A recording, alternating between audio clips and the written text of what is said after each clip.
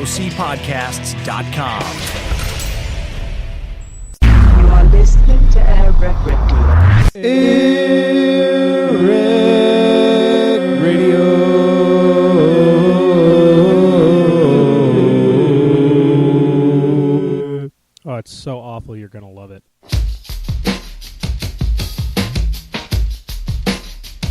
Well, here they come again. They heard that things were happening. With mics in front of faces, their lips begin a flapping. They talk about world and local news reports, and even Steph Michaels, cause she's a doggy whore. Corey says, Man, it's a goddamn joke. Corruption is abundant and the POTUS is a hoax. Stacy says, Man, I'd like to act, but Americans are lazier than most, that's fact. So go get a bowl, a spoon, and some cereal, and sit your ass down. It's time for AirWreck Radio.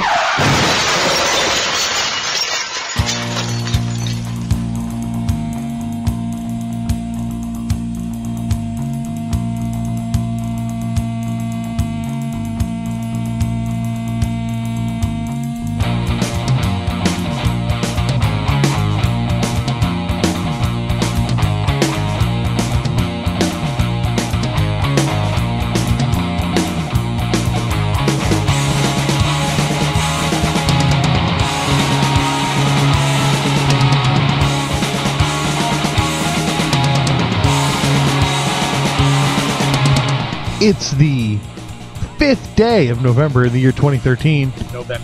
November. I'm Corey. And I'm Stacy. And this is episode 26. 26. Yes.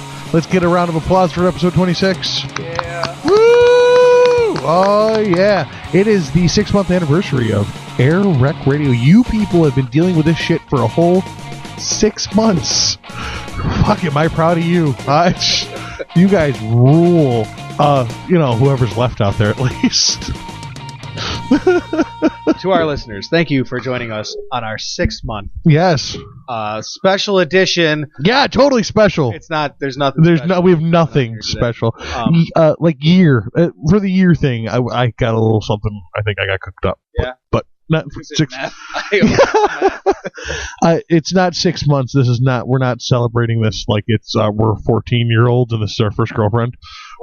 It's our 2nd week anniversary. It's our 14. commemorative. It's our commemorative 10-year anniversary or 10-week anniversary. Now it's 6 months. No, we're no. Were your first girlfriend when you were 14?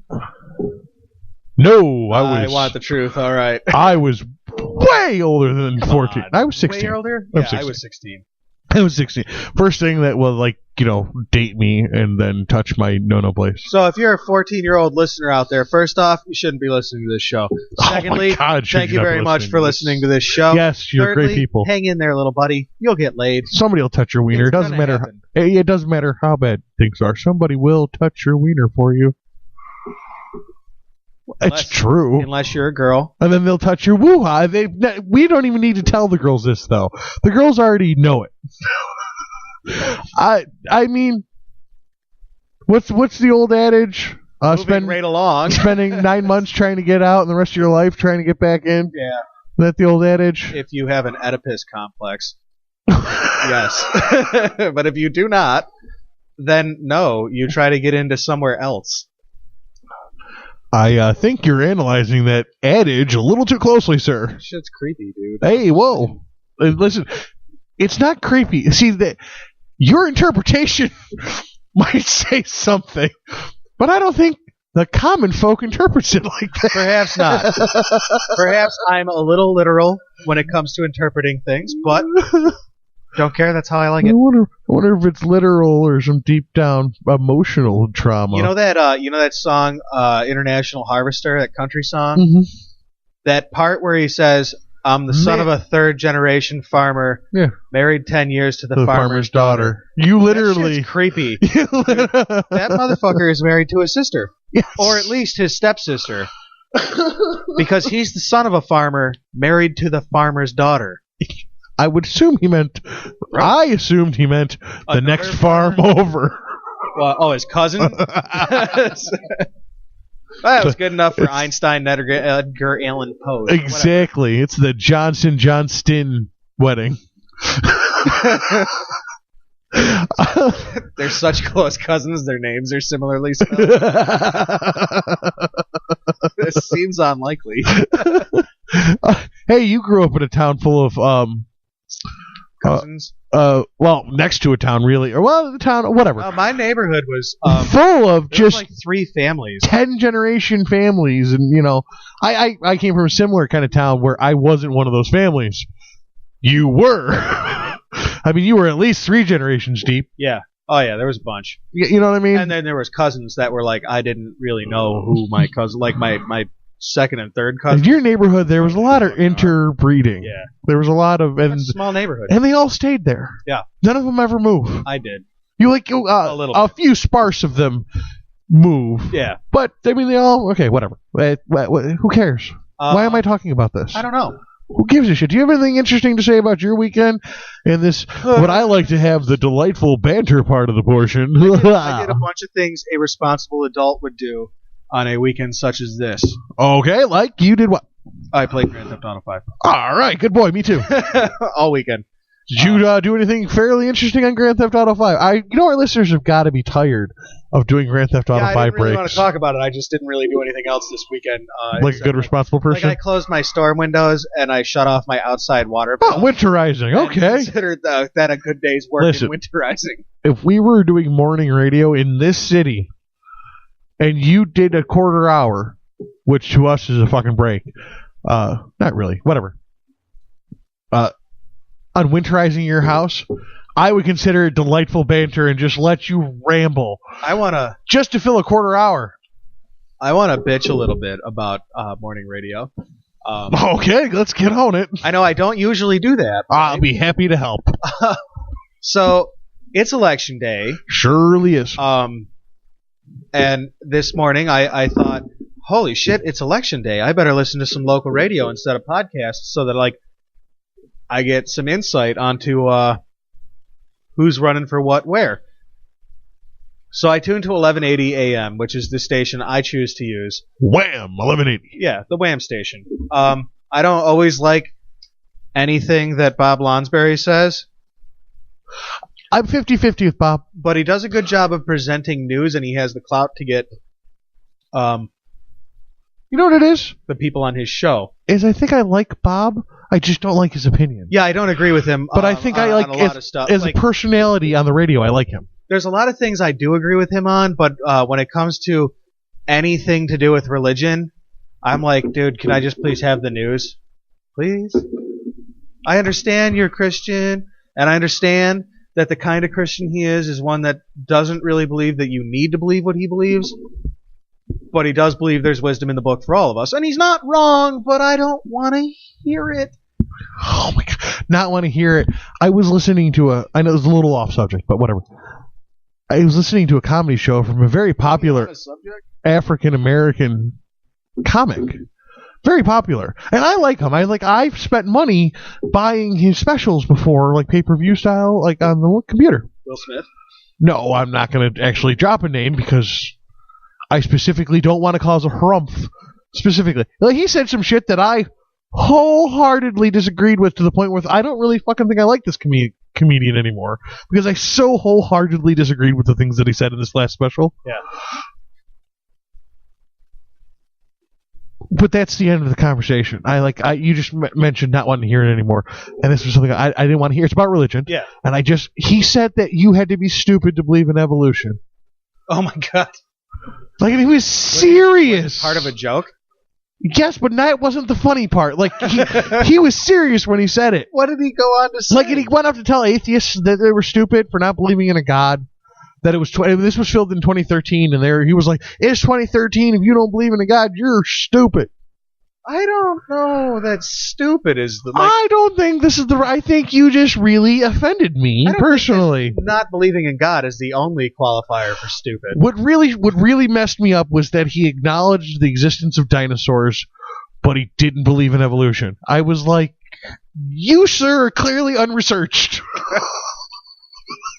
I'm not. I don't 100% sure what one has to do with the other. To somebody as informed as this guy.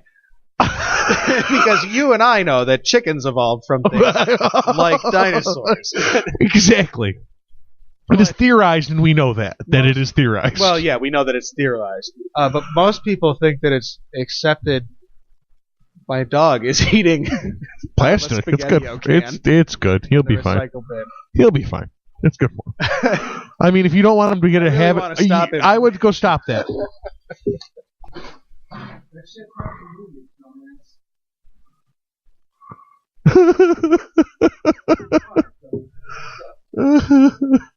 And now the dog's got to go outside. I would like to point out that I didn't pause. I let you tend to your dog. It's fine. And we're back. Black comic offended me. But like I'm offended. I was offended by what he said. Like I was so opposed by what he said. It offended me. Was it because he was black? No, I think it was I think it was the "if you believe in evolution, you were stupid" line. I think. Like I would never. Did you know what his backup was? If we evolved from monkeys and he didn't say ape. He said like he was so far off. He didn't say ape like. He did no, but he said like monkeys or chimps. Like he was so far off. It was ridiculous. If we evolved from them, why are there still them? Are they the retarded them?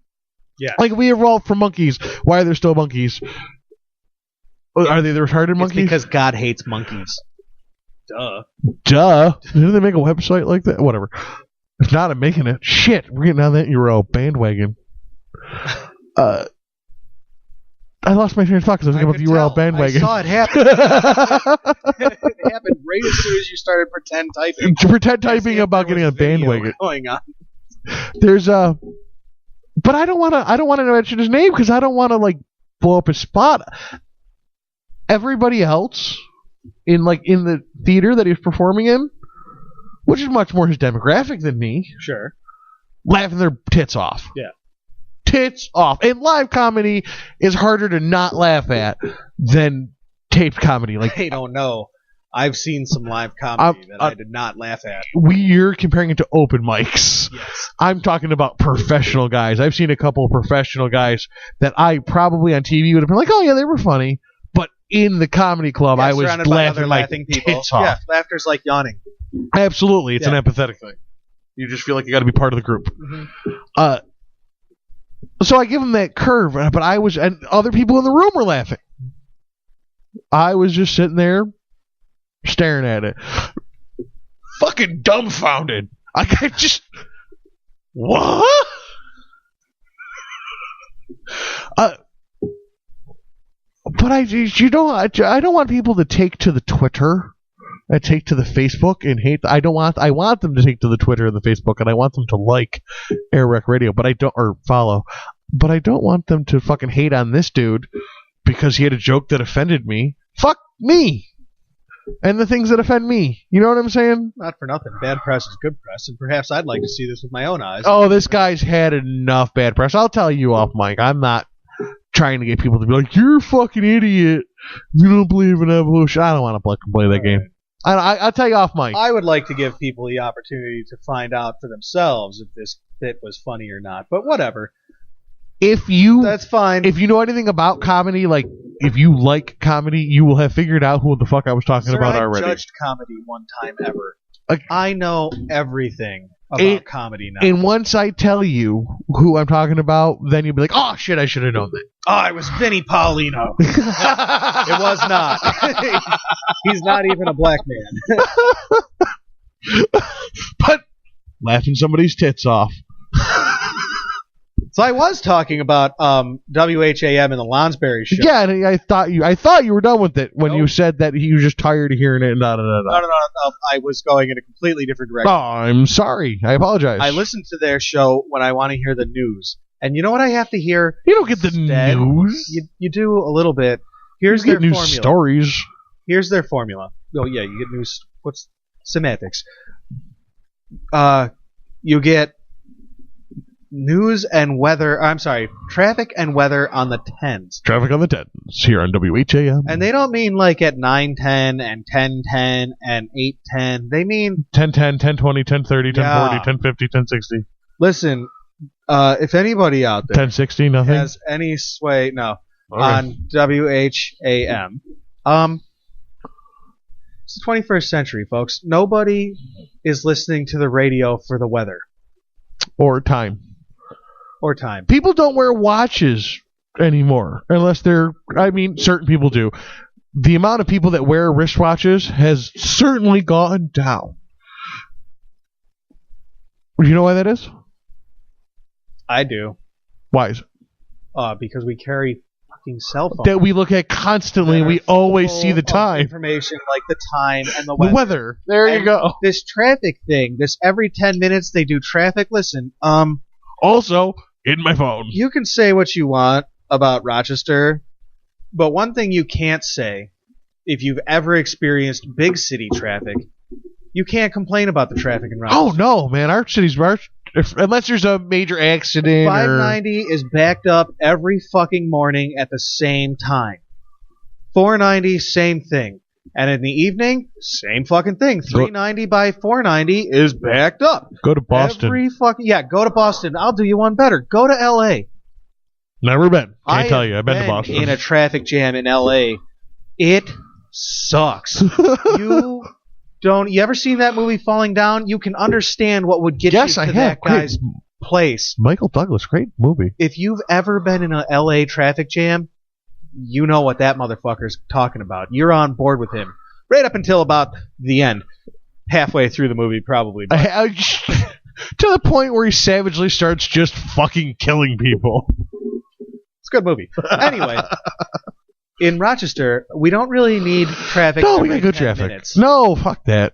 Are there anomalies throughout the city? Yes, but Yes. they're there every day, and they're always going to be there, and telling people about them isn't going to make enough people deviate course to make it worth not telling more news. So you get on the 10s, weather and traffic, and then you get 2 or 3 minutes. You get two or 3 minute breaks of Lonsberry giving his sermon for the moment, and then he goes to commercial, and then he comes back, and it's weather on the 10s, and it's absurd way to do radio. It drove me nuts this morning. What you call an absurd way to do radio is AM radio format 101. I feel like they're going to lose relevance with listeners like myself. The To put it AM mildly, channel's gonna lose relevance? Really? I go there for news. I have the whole internet at my command, but when I want local news, I turn on the AM radio. You're one of I am not in the popular majority no. at all. I know, but as somebody who is mostly on the popular majority of things, as an AM radio listener, AM radio, if you're out there listening, oh, they're always listening. more content, less bullshit. You'll get more listeners that way, and then you get to sell better ads. Wouldn't you love to sell a Geico ad 1180? I bet that pays way better than all the garbage ads I heard Bob Lonsberry giving. Huge car dealerships. Ha ha ha. I did hear a few solo ones. I did. Oh, I know you did. I knew you did on AM. I think Nostradamus here predicted that AM radio would go out of fashion. We're podcasting, you asswipe. She used to call me Nostradamus. Yes. I think this radio thing might be getting a little old-fashioned. But it doesn't need to be, and it's never going to go all the way away. No, well... Until there's a Wi-Fi in every car. Which we're working on. And it's an entitlement, not a, what's the word for a fancy thing that you don't need? Luxury? Yes. Thank you. You're welcome. You consider radio an entitlement? It's there. It's always been there, but do you consider radio an entitlement? See, tough questions here on AirWreck Radio. Or do you want a complicated answer? I would like yes or no with a short or summarized, as best you can, reason why. Yes, and here's why? Yeah, that would be good. Yes, I do think radio is an entitlement, and here's why.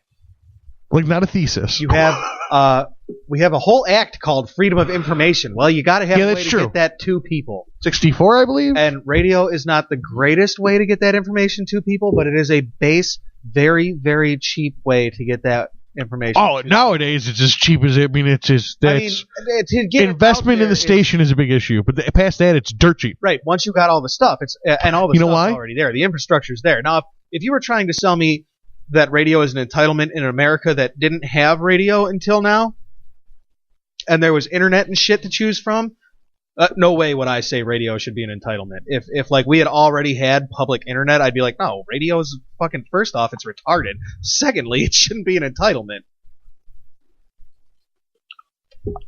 If it were an entitlement, personally, I think that it would be government subsidized or publicly funded, and it is corporately driven. It is commercially driven. You know what? Entitlement might not be the proper word for. Oh, okay. That's all right. That's fair. I don't have the proper word, but entitlement. I see where you were going too far. I had an FCC point too, and I don't remember what the hell it was. It's like the worst thing for the FCC to track you on because it's completely anonymous, mostly. It's difficult to track what you're listening to. Like, who's listening to what on the radios is not the same as who's looking at what on the internet. That's you're talking more like the ratings. Ratings, yeah. That's not FCC. That's Arbitron. It's FCC now because NSA needs to know everything they can, and they get their information from the TSA and the FCC and the FBI and the CIA and a whole bunch of other three names. What the Federal Communications... Shit, what's the third one? Center? You remember? Commission, that's what it is. Couldn't remember. I fucking blank spot in my head. What they patrol is what is appropriate to be broadcasted through the airwaves. You know what's not appropriate? Janet Jackson's nipple. And see, we've reached a problem. Guess why? People have nipples and they're disgusting. Hide them. Unless it's Abercrombie and it's a bunch of young dudes. Then apparently you can show everything but the base of your dick. Have Abercrombie should smell like a men's a whorehouse of men, like of men whores. Men horse? Men whores, a woman's whorehouse? I don't know. A whorehouse full of men with advertisements of dudes' skinny nipples. It's God, I hate Abercrombie. I hate the FCC too. Yes. Okay. Yeah, that's why I'm on a podcast, not a radio station. That and because I didn't go to school for Bingo. anything that had anything to do with being on a radio station.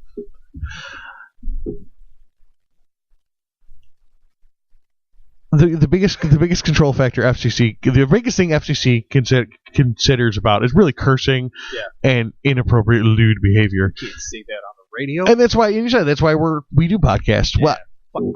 One time we did a podcast and every other word out of my mouth was fuck this, fuck that. Just one time? I actually remember that show. Like, I mean, it was bad. I'm not afraid to drop an F-bomb. It was bad. Oh, yeah. But I had listeners point out, dude, you were swearing a lot. And I was like, okay, I'll try to make it a point. Go back I'm not and listen to that one. I'm not going to destroy the way I speak, but I'm not going to destroy the way I speak. But I'll try to make it a point to not do it so much. I listened to another podcast today. Not controlled by the FCC. This is all just self-regulation. Sure. We're all. I mean, we're in podcasting territory. We're just out here pissing into the fucking wind. You know what I'm saying? We're all roaming in a field with a microphone. Wait, you know what I mean? I'd like to complete that analogy. We're a podcast. We're out here pissing in the wind, seeing who some splatters on. I like Thanks it. for listening. Write that down. I don't have to. It's recorded. Yeah, but I won't remember it. Oh, the FCC will. But I was listening to another podcast today, and the guy, I mean, he didn't say an unreasonable amount of fucks, and the host was like, dude, settle down with the F-bombs. What podcast was that? I'm not naming it. Why not? We do a segment called On the Pod. Because they are going to appear on the pod, and this isn't part of my On the Pod review. This is just a throwaway statement because we were talking about the FCC and swearing. Folks, it's time for On the Pod. Not yet, it's not. Fuck. I thought it would work. It was worth a try anyway. Bite me. No. And then the host was like, dude, enough with the F-bombs. And I was like, and I stopped. I was like, man, fuck you. This is podcasting. Yeah, but I was like, the other side of the spectrum I was almost irritated with too. Maybe it was like, my mom listens to this, dude. You can't be fuckity fucking? My mom tries to listen to this show. Your mom listens to this show. My mother's a saint. No amount of fuck swearing could offend her ears. Well, that's true. They just melt away. It just melts away. Fucking turns into rainbows.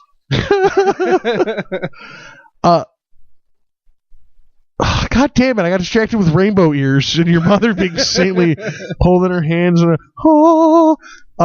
It's our 6-month anniversary.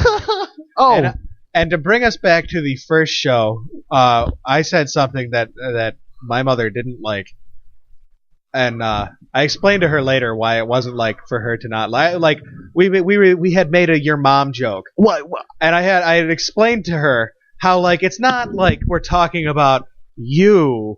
It's just a joke that dudes tell. It wasn't even a joke. So it's appropriate that this should come up again.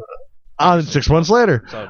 It wasn't even like I wasn't a joke. It was a movie line that I used. It spurred the joke conversation that we had. It was from The Exorcist. It was.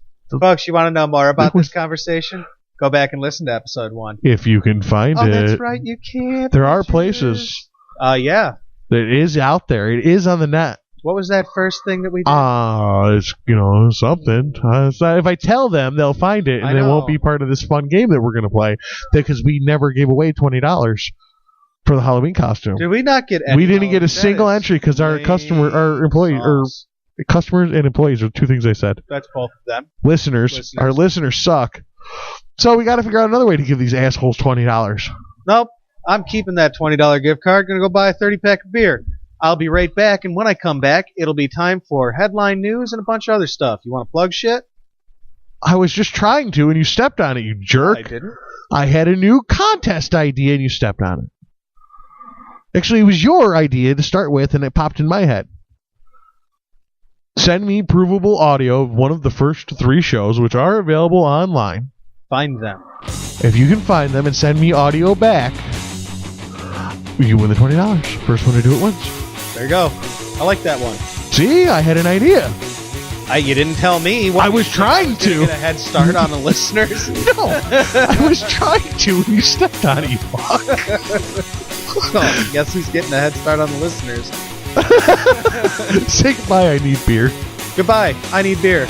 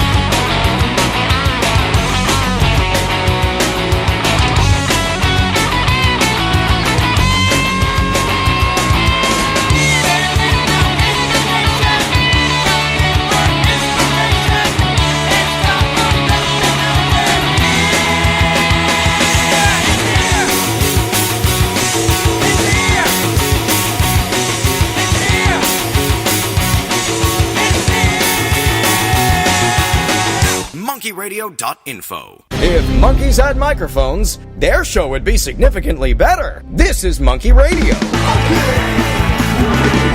Just remember, this is a comedy show. Right. I'm going to make this as funny as possible. Two minds.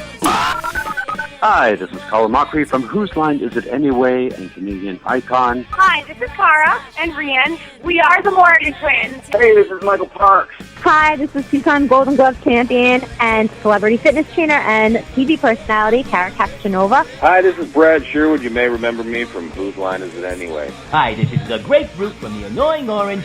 One world. And I would rather run full speed onto a cold doorknob backwards than listen to Monkey Radio. I'd rather drown my cat. And we would rather eat a spider. I'd rather be futzing at the gym right now. I'd rather live by myself and have 25 cats that got hair all over the place with no boyfriend, never having sex. I would rather have an actual monkey pull an actual radio out of my actual butt than listen to Monkey Radio. Then listen to Monkey Radio. Then listening to Monkey Radio. Then listen to Monkey Radio. Zero patience. Well, next thing I know, the light turns red, and here comes this van speeding right at me. Uh-oh, look out, right? That's crazy. Wacka wacka. Well, next thing I know, I'm in the sidewalk, and his van is literally piling through the front of my car. Stop, you're killing me. It almost did me.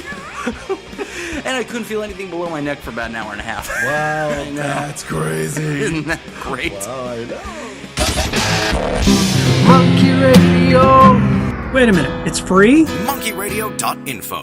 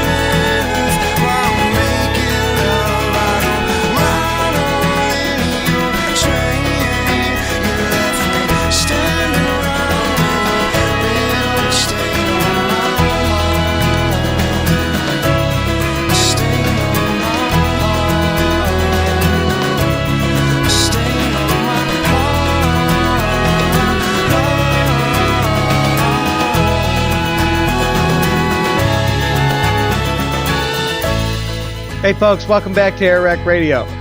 I want to announce a brand new I want to announce that I hate you. What? That's Oh fine. my That's God. just fine with me. You're gonna hate me even more after this. Oh Jesus! I want to announce our brand new email thing. So it used to be if you emailed me with your address, I would send you flowers. Yes. Well, Okay. sadly, it's fall time now, And there are no. and the flowers are all gone. Goodbye. Uh-huh. Bye, pretty flowers. Hello, pretty leaves. So don't mail so well though. So hang in there.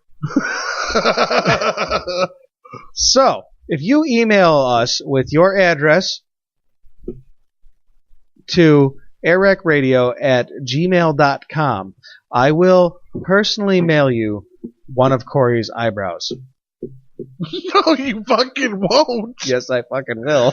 No, you won't. I've seen you sleeping in your car We're before. going to mail them 2 eyebrows. We're not going to shortchange them. Oh, I see. I only mean the hairs so that we can do this over and over and over again. One eyebrow hair. Courtesy of Corey from AirWreck Radio, sent by me, Stacy from AirWreck Radio, straight to you for emailing us. Lubricated in my tears. Email us airwreckradio@gmail.com with your address, and I will mail you one of Corey's eyebrow hairs. This is bullshit. I want you to know, by the way, there's a 50% chance you're getting a pubic hair. As long as you put it in the envelope, I don't give a shit. I'm sorry. I was going to move us along. Well, I just... Real Piss. quick, All right, fine, whatever. We drag fuck this you, bit to the ground. That's fine. I'm going to. Kick a horse. And then when it's whatever. dead, I'm going to beat it with another horse.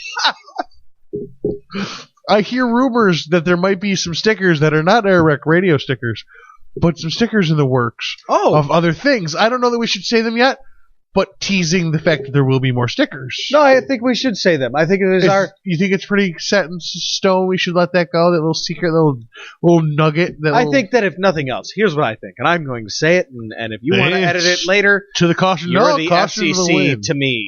Honestly. Caution to the wind. I don't listen to this shit. So we recently joined a podcast group called ROC Podcasts, and we love it there. ROCpodcast.com.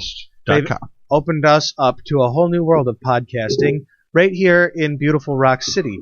And they're talking about stickers. It's kind of a secret, so don't tell anybody. All right, I won't tell anybody. So, we got some stickers. They're going to have some stickers. I think they're going to have more stickers. There might be some mailing, campaigns to be done. We might just be mailing stickers for the ROC podcast. That might just happen. And to our own listeners, if you guys email us when this sticker thing happens, don't do it now. We'll tell you when to do it. We don't have any fucking stickers. We'll tell you when to do it. We do have pubic hairs. But we will have a 2-sticker pack available to our listeners. For the time being, we have Corey's eyebrow hairs. You can tell the difference between his pubic hairs and his eyebrow hairs, I think, because his pubic hairs are actually his penis. He's weirdly proportioned. 100 dicks. Tiny, tiny dicks. That's strange. It is strange. I didn't really want to go there. I feel bad about that. I'm having a hard time even picturing it. Like a Medusa of cocks. I get the right below idea, your belt. but Tiny. It's very tiny cocks. It's very strange. In my head they look like the mermaids from the mermaids that done bad deals with Ursula in The Little Mermaid. Yeah. Just like that. In the ground. Just like that. Only cocks. Yeah, but penises. Yeah. Penis-eye? Speaking of cocks, did you see any good Halloween costumes? I wasn't. All right. You went to a bar and saw. But that's what I'm saying. Like, I wasn't going to go there. But since you segued it with speaking of cocks, there was a girl in a costume that I can't get the fuck out of my head. Was she naked? That's not a costume. No, she was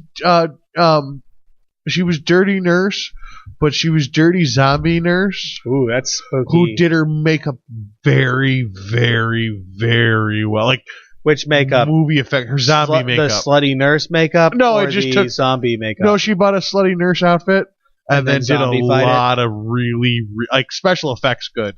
Did you take a picture? Makeup. No, because I was so disappointed right now. Not for our listeners, for me. This is personal. I was working on another girl You that I wasn't still should have taken a picture. No, I had a picture of Terrence and Phillip and me hugging the skeleton. Those were the only pictures I got. saw your Terrence and Phillip. Those are very good. I saw Terrence and Phillip on the Chive. Oh, yeah? And it was like very much the same costume with the flapping mouths and shit. And it was awesome. I saw a Transformer. What? Did you see the Transformer video? A guy had a Mustang costume. Like he was a Mustang Transformer. Okay. Which I guess would make didn't see him this. the Decepticon Doctor. Going by Transformers Prime. Okay. Sorry, might have geeked out a little bit for you. I recommend you watch Transformers Prime. You haven't watched Transformers Prime? I know you keep telling me to, dude, but I cannot get. Don't through you have the shit Netflix? Yes, but I can't. I don't have enough hours in the day for all the other shit I do. You only need half hours. Oh my Honestly, God. you only need 5 minutes at a time to see a bunch of fucking robots and computer animation transform into fucking cars. Honestly, you don't even need the fucking plot. You know what the plot is? Optimus Prime fights Megatron. Neither one of them can get the job done. Megatron surrounds himself by idiots. Optimus Prime is an idiot. That's the Transformers saga for you in a heartbeat. I saw a... I really hope that somebody starts screaming at you about Optimus being an idiot. It's not going to be me, but I hope somebody does. Optimus Prime could kill Megatron anytime he wanted to. But he just keeps letting go. He just doesn't do it. You know why Cybertron's dead? You know why Cybertron's dead? It's because Optimus Prime didn't have the balls to step up to the plate before Cybertron was dead. Isn't this kind of the Batman story with the walking the line and never really killing a guy? No, it's worse than that because at least Batman gets the job done. Sorta. I guess temporarily. Until they lock him in Arkham and they break out of fine. Arkham. You know what? But that's a comic book. This is Transformers. This is real life.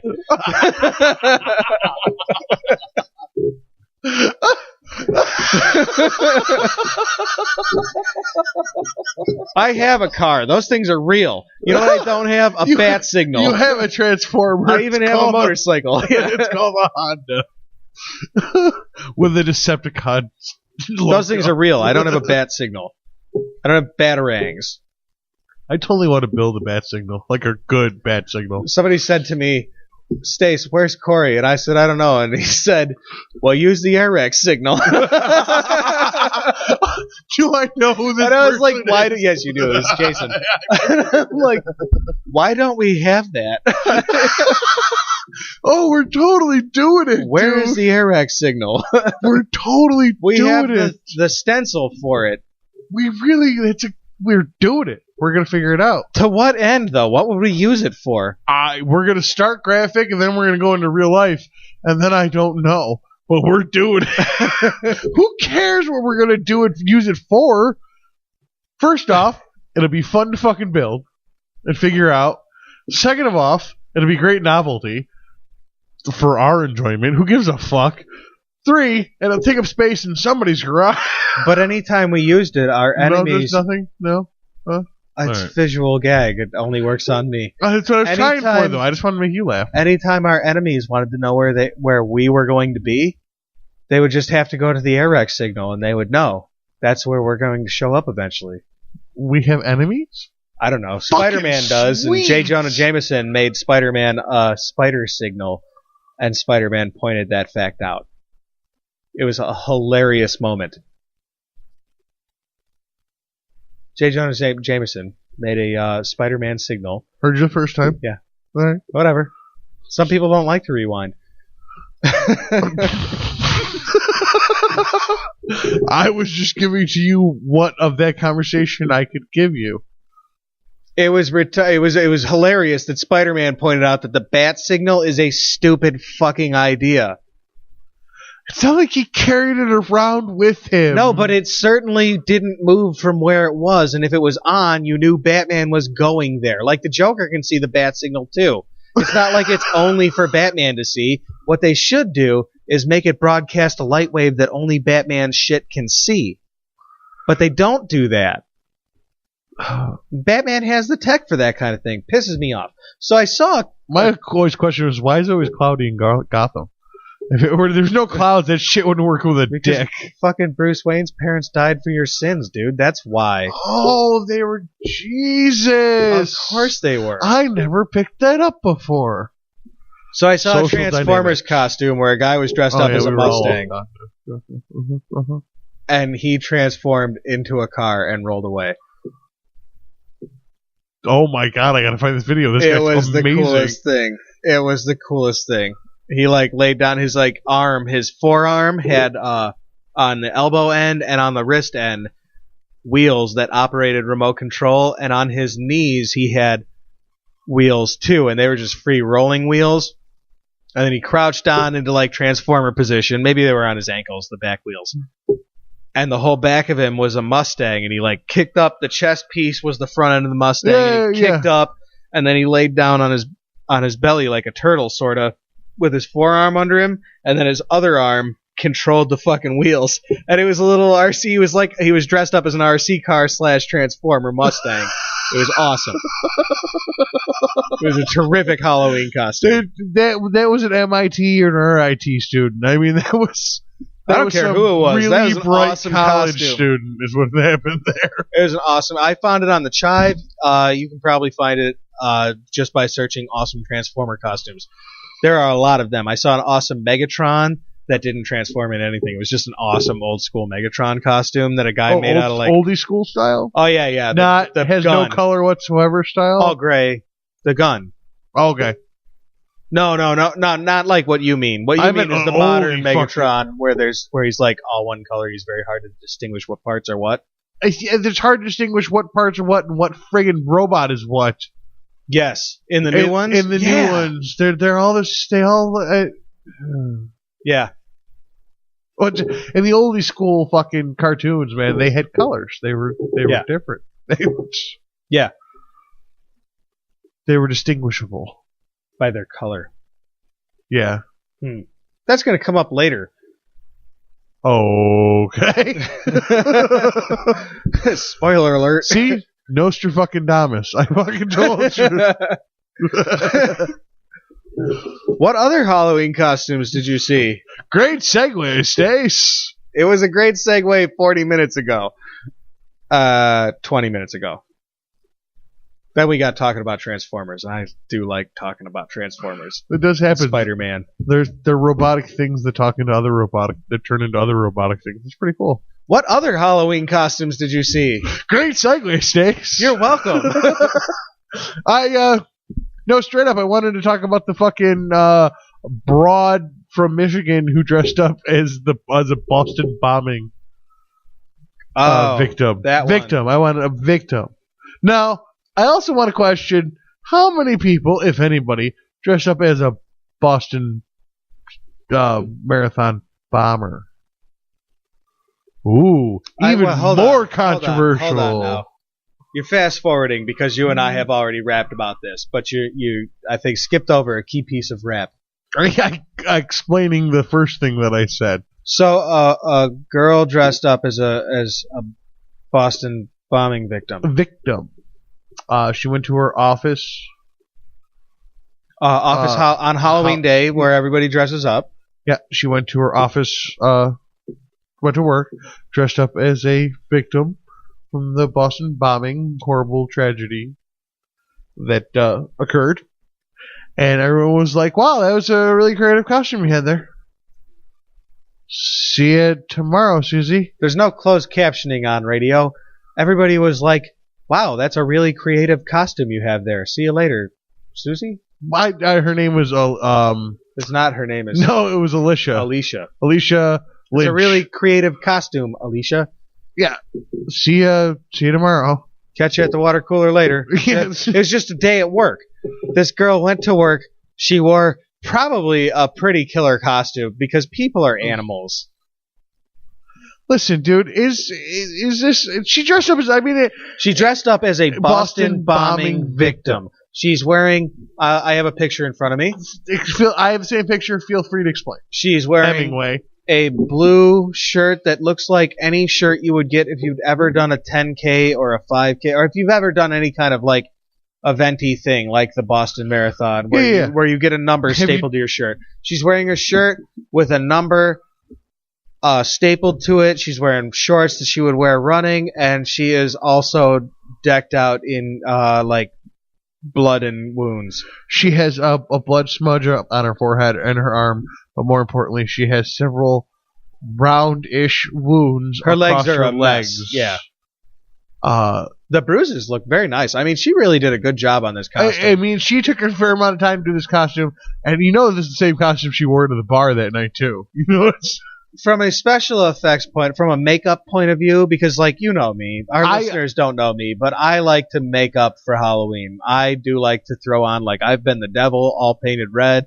I've been you'd have like the most convincing devil I've ever seen. I was a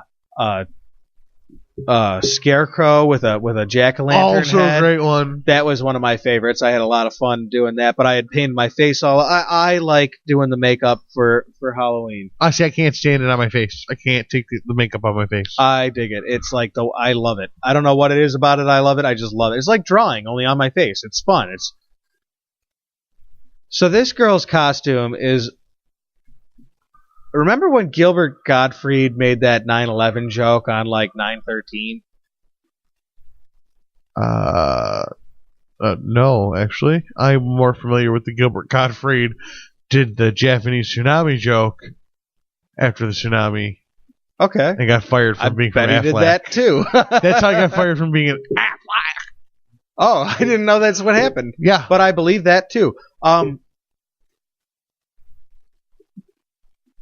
I'm sorry, I didn't mean to Gilbert Gottfried you. is no. Gilbert Gottfried is like he's a public figure, sort of. I mean, he's a public figure. He gets paid to be in front of people, and so if he does something offending, it's understandable why his business would terminate his employment. This woman, sponsor especially, did something offensive and has been terminated from her employment. And on the one hand, I think that sucks. On the other hand, it appears her employment was a call center, and no offense to my underemployed friends out there. It might not be call center, but it is a mid-level white-collar bullshit It job. seems like she could have found another job, except that this shit, like, her job didn't fire her. Corey, this is your story. Would you tell it, please? Her job didn't fire her. You kind of hit until, so I was letting they didn't have a problem with it. Seen him around Susie, like I said. Yeah.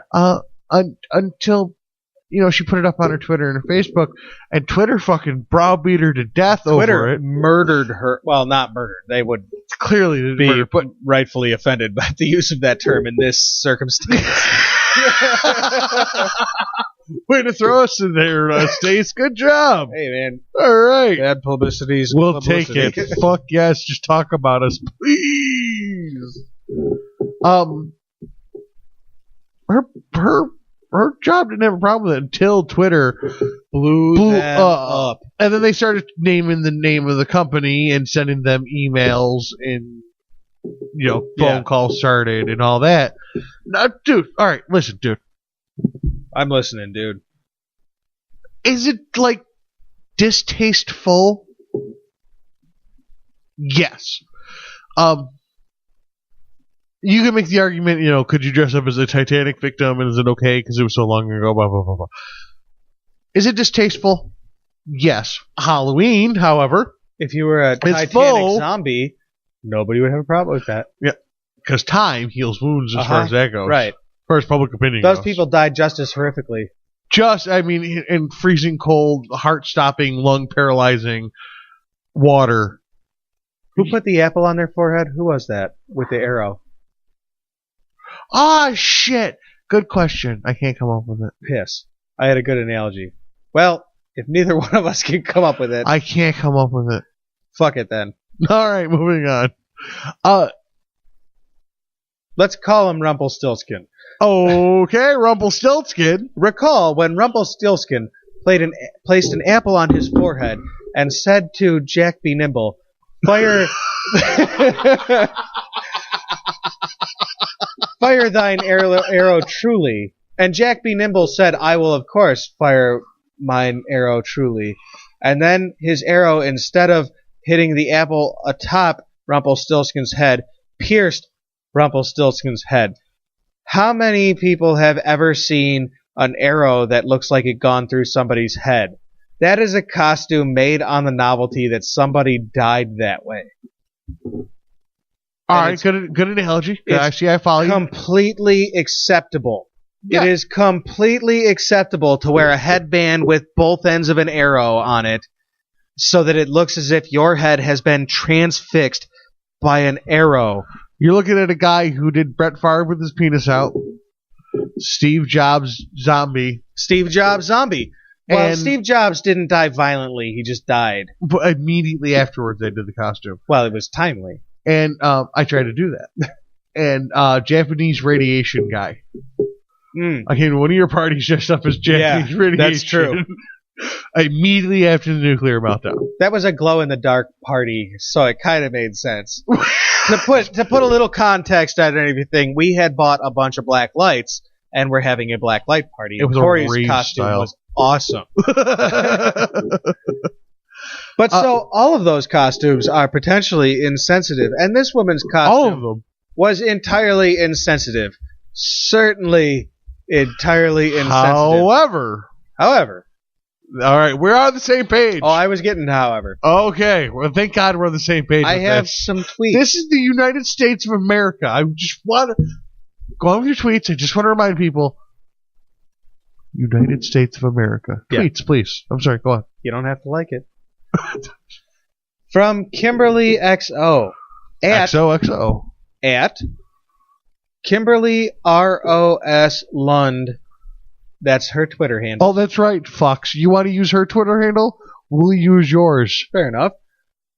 At some skank in MI. Oh, by the way, that's... I don't think we mentioned that. Aside from this photo, that is genius. This Alicia girl that dressed up as a Boston Marathon bombing victim, her Twitter handle is also at some skank in MI. So, how seriously should you really take her Halloween costume? I say this girl's got a pretty good sense of humor. I like it. People assault her like she's like a public figure or something that said something horrible. She's just a fucking person who went to her office Halloween party. Honestly, how funny is that for like 20 minutes? Now you're there for another 8 hours. Listen, if you were offended by it, I'd completely understand that you were offended by it. I'd get where you're coming from. But you don't have to be on Twitter getting pissed off about shit. Shut the fuck up. It's the same point I made about the comedian that offended me. Shit pisses people off. Change the station. Bingo. I turned it off and moved the fuck on. I won't listen to him anymore. At Kimberly ROS Lund says, at some skank in Michigan, you are an absolutely disgusting human being. I'd like to point out I've known disgusting human beings, and that she's way hotter. I have known absolutely disgusting human beings, and it had nothing to do with what they wore for Halloween. This girl's clearly too hot. No? She's not unattractive, but it's not relevant. I know, I'm just being a dick. She could be ugly. I don't care. She's an American citizen. To say that this one act makes her an absolutely disgusting human being, at Kimberly ROS Lund, you're a bigot. You're a bigot. To think that this one thing defines this whole person is the same as saying that a black person is by definition lazy. Yeah, one distasteful to say that choice. one thing about a person makes up all of what that person is. Fair enough. One distasteful choice. And when you say absolutely disgusting, you're talking about the entirety of this person. You're insinuating that because of this one singular act, this not in good singular sensation, this not in good taste behavior. You're saying that because of this one thing, this woman is absolutely a waste of humanity, a horrible waste of time, and her parents should be ashamed of her. Your parents should be ashamed of you. At Kimberly ROS Lund. I'd like to point out that it's Kimberly at ROS. What? Lund. Lund? LUND. has You're every a bigot. right to be a bigot. Sure does. Has every right to be offended. But don't pretend you're not a bigot. Has every right to voice her opinion to the person about her offense. Sure does. That person put it out to the Sent public it on eye. Twitter. Yes. She's every right. However, what you don't have the right to do is track down more detailed information about strangely acting computers. No. From at some skank in Michigan, from Kimberly Ann Lynch, the woman who dressed up as in reply to Twitter. On her Twitter, she has says, "I've been fired from my job. I am paying for what I thought was a simple joke. I know it was wrong now. I wasn't thinking. This seems perfectly... This isn't some celebrity. It's just some normal person who made a bad in taste thing, which honestly, all the people that know her probably thought was fairly funny." Another tweet from her. "Please stop with the death threats towards my parents. They did nothing wrong. I was the one in the wrong, and I am paying for being insensitive." Again, Jesus. from at some skank in Michigan. "Please stop spreading around my parents' number and my home address. They did nothing wrong." Yeah, dude. We crossed the line. We got somebody fired. We were attacking somebody's family. We're giving out private information. These people attacking this woman are terrorists.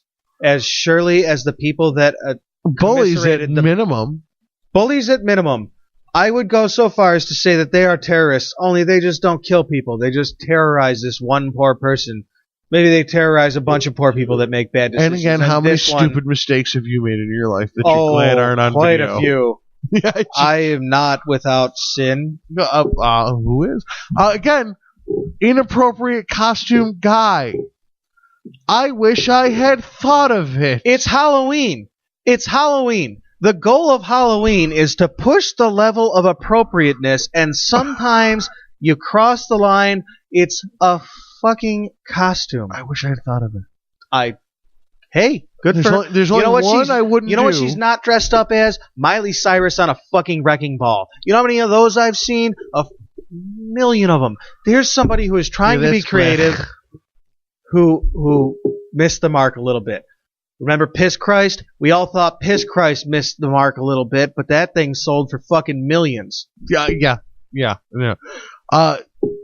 I fucking forgot what I was going to say now. I'm sorry. I know I had a thought and it died. It wasn't your fault. It died of loneliness. This shit upsets me to no end. That this woman lost her job. Yeah, dude, in it's this stupid. market, based not on her job ability, based on the one day of the year you get to dress like a fucking asshat. She dressed like too much of an asshat, and the internet gets a hold of it. Is this person an asshole? Maybe. Is this enough information to conclude that? Probably not. But if you want to, fine. This person's an asshole. Unfollow. From as far as I can tell, do you think most of these complaints came from people she knew before this went viral?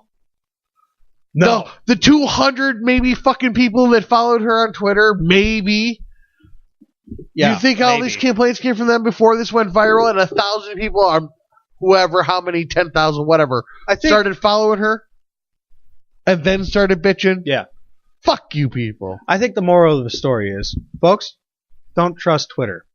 But if you're stupid enough to trust Twitter, please follow AWR Stace Ghost. Follow AirWreckRadio. Fuck CW Payne. Follow CW Payne also. Follow it extra. Follow it twice. Make a fake Twitter just to follow it. Ooh. Hey, if we can't give away this $20 with the rare audio thing, that's what we're giving away the $20 for. Oh, there you go. Whoever makes a fake Twitter and likes and follows AirWreckRadio and AirWreck and I don't know how we're ever going to judge a fake Twitter. I don't know. We'll figure it out.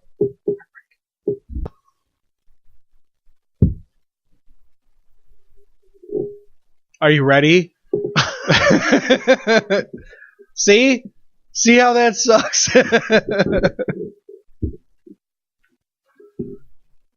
Folks, this has been your AirWreck Radio Extra. I'm Stacy, and very frustrated at my solid 4 count is Corey.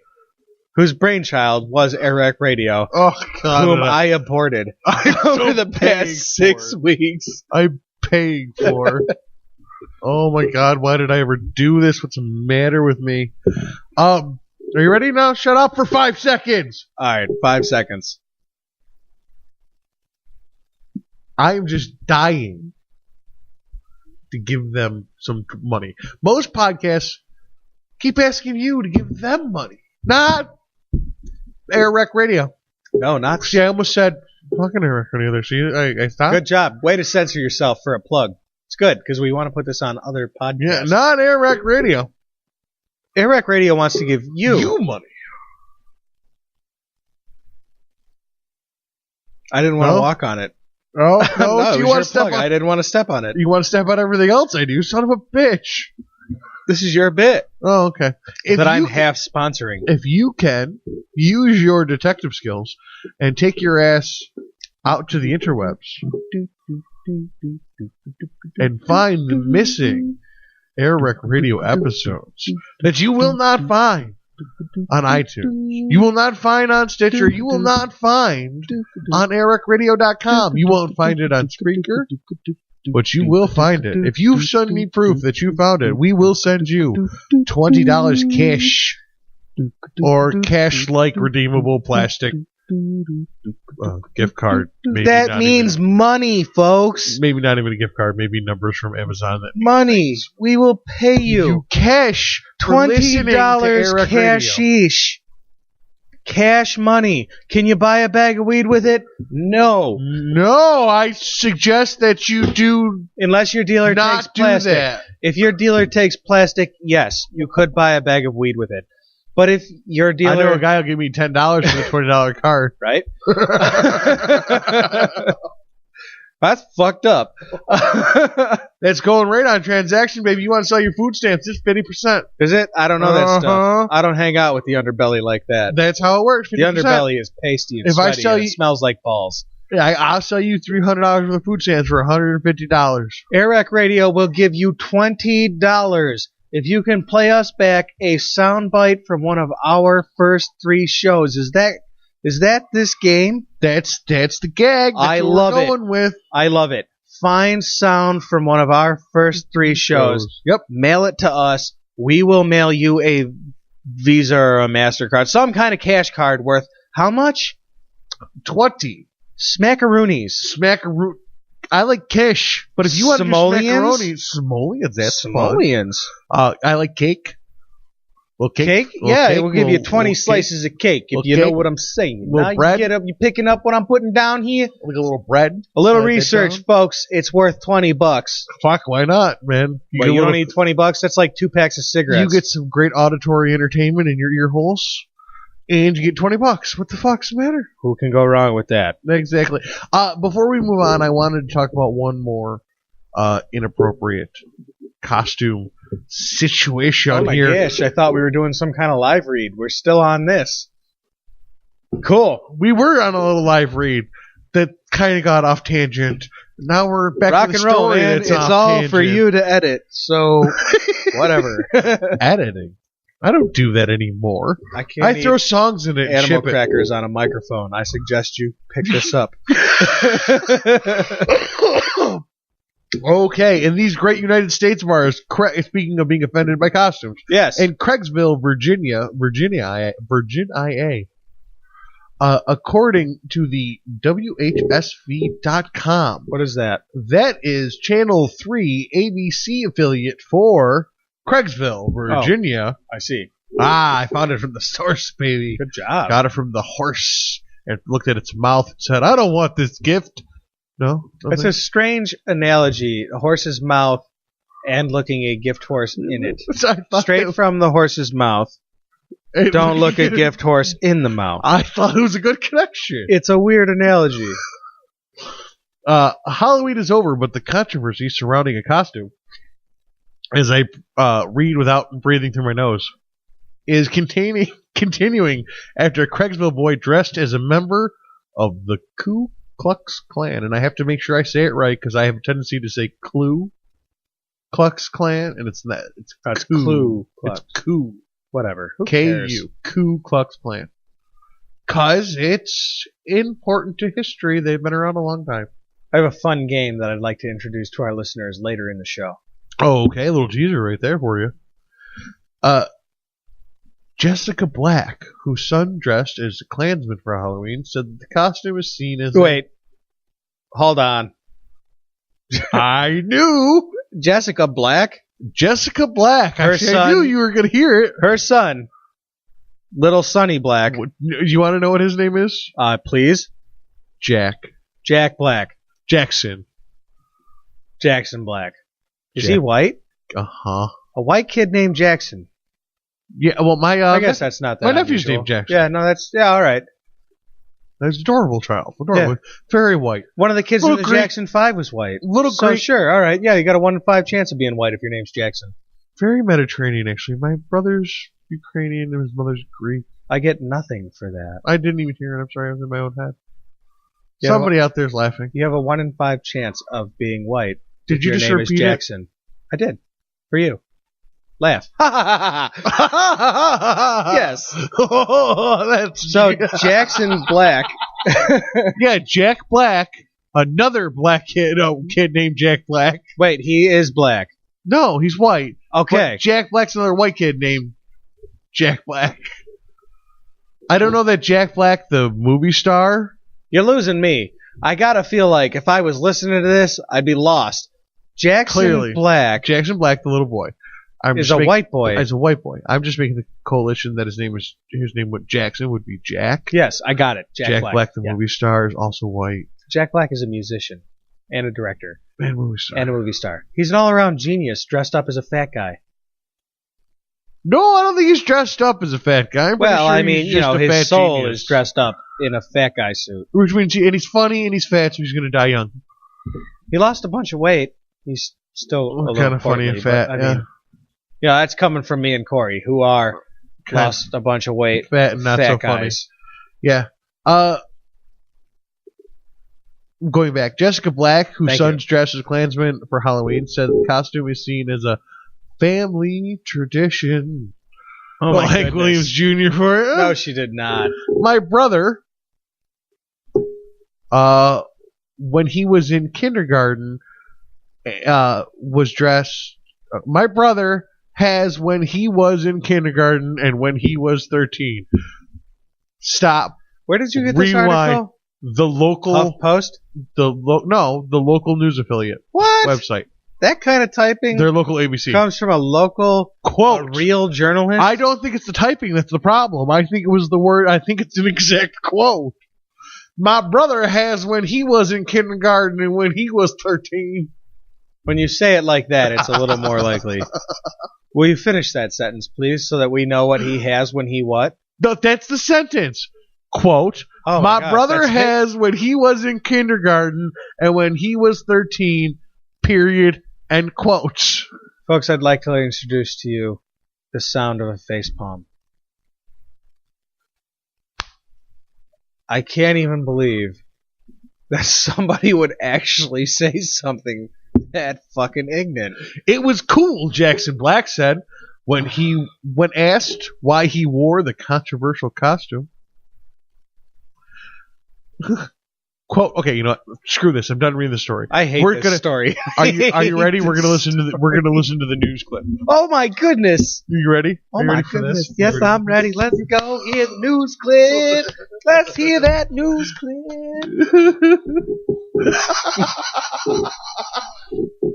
Okay, try to keep down during the news clip. New at 11, Halloween is over, but the controversy surrounding a costume is continuing after a Craigsville boy dressed as a member of the Ku Klux Klan. WHSV's Annalisa Gale met with the mother of that boy who wanted to clear the air. John, I also met with Jackson Black, who is wearing this costume that you see here. This picture was posted to our Facebook page by a viewer. It stirred up a lot of controversial comments that we have since removed. A word of caution, this story may be hard for children to watch. It's a Halloween costume that is a family tradition is creating a stir in the town of Craigsville. My brother has when he was in kindergarten and when he was 13. That's why when Jessica Black's 7-year-old son asked if he could also dress as a member of the white supremacist group, the Ku Klux Klan, she made the costume for him. Because it was cool. What was cool about it? The hat. I did tell him that, if you do it, there's going to be people talking about you. There's going to be people that say bad things to you when you do wear it. Neighbors say this is one of several streets, Brook Hollow Road, that Jackson was seen trick-or-treating. They say they were shocked when they saw his costume. I just think it's really sad, that a kid is being taught that young, because they don't know any better. You don't hear that much about it nowadays. When I asked Jackson Black where he had learned of the costume, he said he saw it in the movie Fried Green Tomatoes. His mom maintains there is nothing wrong with the costume or the Ku Klux Klan, which she says still exists in Craigsville. It's supposed to be white with white, black with black, man with woman, and all of that. That's what the KKK stands for. The KKK every year raises money to donate to the St. Jude's. Will you still wear the costume? Yeah, it's not okay. You're offending a lot of people by one little action. Jessica Black says she has received several threats via Facebook because of this photo of Jackson that was posted on our Facebook page. It was clear after speaking with Jackson Black that he is too young to understand race. His mother says she would allow her son to dress as a Ku Klux Klan member again, even if he asked. And she says growing up, when her siblings wore the costume, no one made a big deal out of it. No one made a big deal out of it because there wasn't social media, you fucking stupid bitch, like there is now. Yeah, and when everybody was in the Klan, it wasn't a big deal. Well, the only people who knew about it were the 4-block radius around your house, where half of them thought it was funny because it's a regional thing. Now the whole world gets to see your stupid Twitter pictures and Facebook pictures of this stupid kid. How old is this kid? 7-year-old. Yeah, 7. He sounds like a particularly behind-the-times 7-year-old. You know what? He doesn't get it. He doesn't get it. I'm telling you right now. My 7-year-old gets it. My 7-year-old. She talked to me about Rosa Parks tonight. Well, that's good. I thought my 7-year-old wouldn't get it. He wouldn't even know. But see, that's the other thing is he wouldn't even know. He'd be like, Ku Klux, what now? You put a bed sheet on your head. What now? Like my son wouldn't even. He would have no idea what you were talking about. Do you see what I'm saying? Like, yes. The difference there, I guess. I don't know. Whatever. It doesn't matter. The difference there, I will clearly line out for you what the difference there is. All right, feel free. Your kid. The kid didn't know any better. Kid's completely clear of any kind of guilt here. At 7, they know what you teach them. Oh yeah, no, not the kid. Yeah, no. This parent knows what that shit means. Yeah! Thank you. This parent knows what that shit means. This is equivocal to me, and I mean this almost absolutely, to if you dressed your child up as Ron Jeremy for Halloween, and then had your 7-year-old child fuck somebody with a prosthetic dick. Well, that's a decent analogy. This is the equivalency. Equal. It's a decent parallel. The child has no idea what they're dressed up as, but you have them dressed up as this epitaph for. I mean, you're painting a fucking target on your kid, you fuck, you moron, you stupid shit. Plus, even if you don't think there's any reason for them to have a target on, even if you don't think there's anything wrong with the KKK, you must know that some people do. Enough people do. That you should have to question that in yourself. That I would like to point something out real quick. Real quick. And feel free to be mad at me. Go right ahead. The Boston bombing girl didn't get the same reaction from you. Because it didn't touch you personally. She knew what she was doing. Ku Klux Klan mother knew what she was doing. Because it a little bit closer to home for you. If I dressed in our northern sentimentality. If I dressed my child up as the Boston bombing victim, also in horrible taste. More so because the kid wouldn't know. He'd just go to school and he'd be like, "I was a Boston bombing victim." He wouldn't know. Might as well just but you the St. fucking Valentine's knew. Day massacre. But this is the Boston bombing costume lady was a consenting adult who made this decision for herself, and it was a bad decision. But we don't. You're right. As far as this parent making a decision for her child, it was a bad decision. This is the kind of decision Horrible this woman decision. is making for her 7-year-old. Yes, it's a horrible decision. This kid's got another 11 years of these kind of decisions before he's an adult.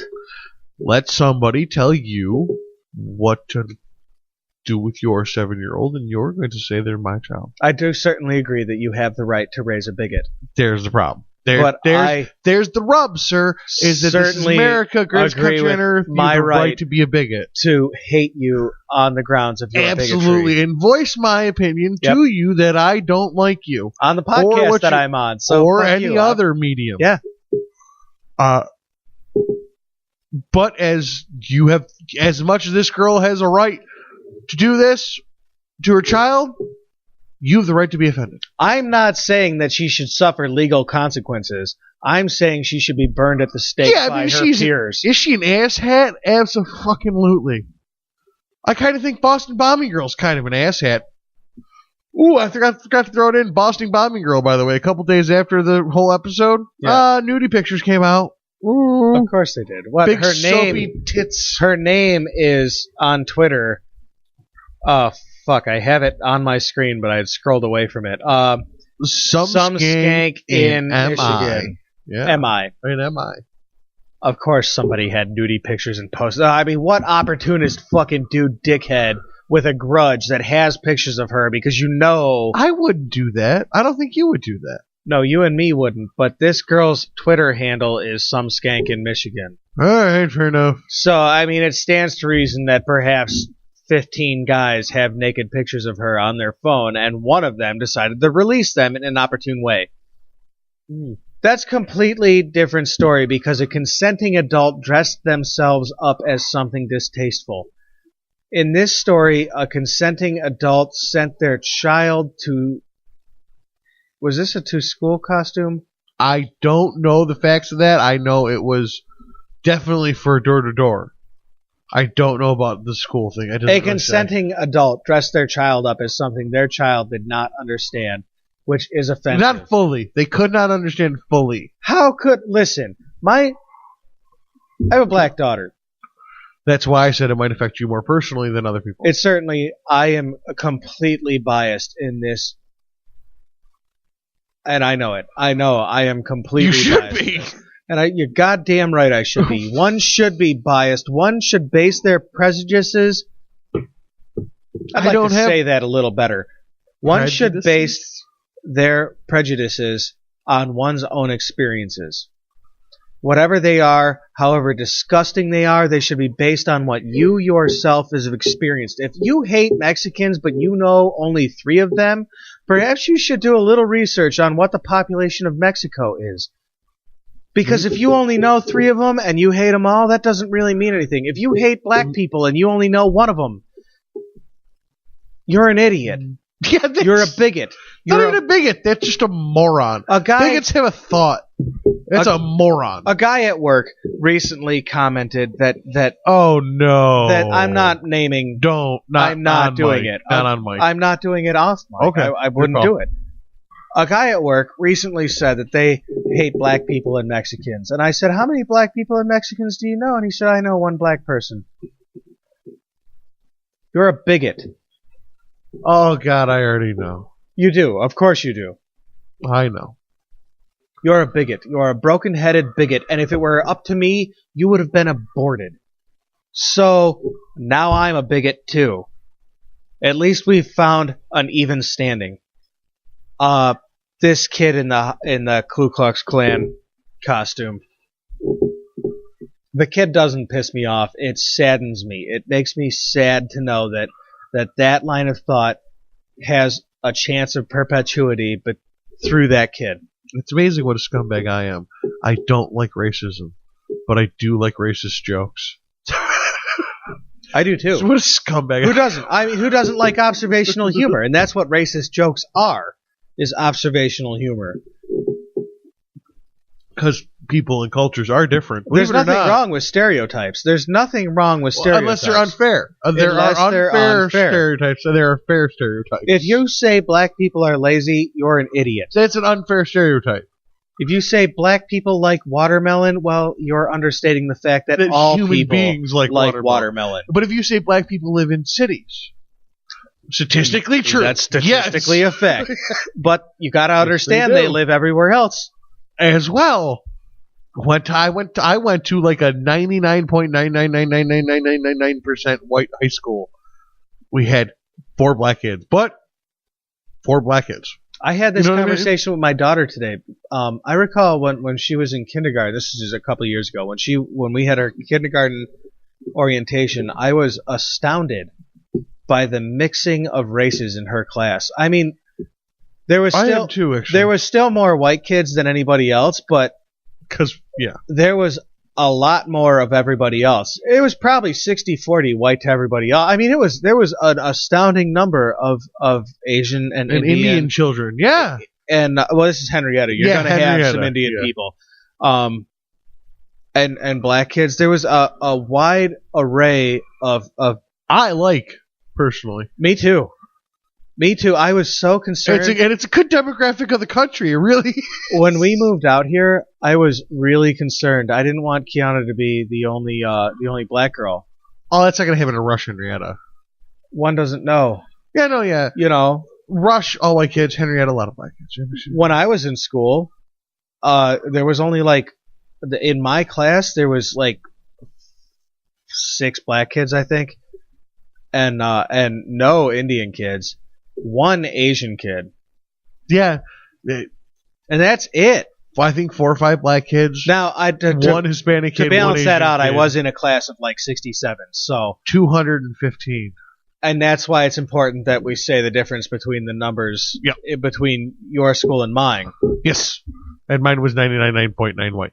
But I hate people that say that white people are no longer going to be the majority in this country. So what? Compared to what? What they're not telling you is that white people will no longer be the majority compared to the group known as minority, which is everybody else. Compared to any single group minority, blacks, Asians, Hispanics, Indians, white people in this country still outnumber 60%, period. My thing is, who cares? Who cares? What does it matter? I just hate the argument. It's just factually so wrong, and people use it to be racist. I know. You're right. And it's just factually incorrect. I remember the first time I heard that fact, it scared me. Because I think I was 11, and I heard it in 5th or 6th, no, 7th or 8th grade. Because I definitely heard it in middle school. So in my school, 7th and 8th was middle school. I definitely heard it in middle school that in the near future, white people wouldn't be the majority anymore, and it kind of scared me a little bit because it upset the balance of something that I'd never really thought of, but the fact that I was going to be surrounded by kids that currently there was only 4 of in my entire class. But that was at a 7th or 8th grade level. To think that there are people out there who haven't grown past their 7th or 8th grade level disturbs me. But I know it's true. I know there's people out there. Of course. I know it. I know some of them. I know people who have not changed. That's the scary part, dude. There's lots of them. Some people pick those cumulative years to have never changed since. I love people who are just completely static in every way. I will not learn. This is who I am, and I don't care what new information comes my way. I don't get it. It blows my mind. My opinion changes constantly. You can change my opinion in a conversation if you give me enough interesting points. So to move things along, racial sensitivity is. I was going to say that's a better segue. Has come up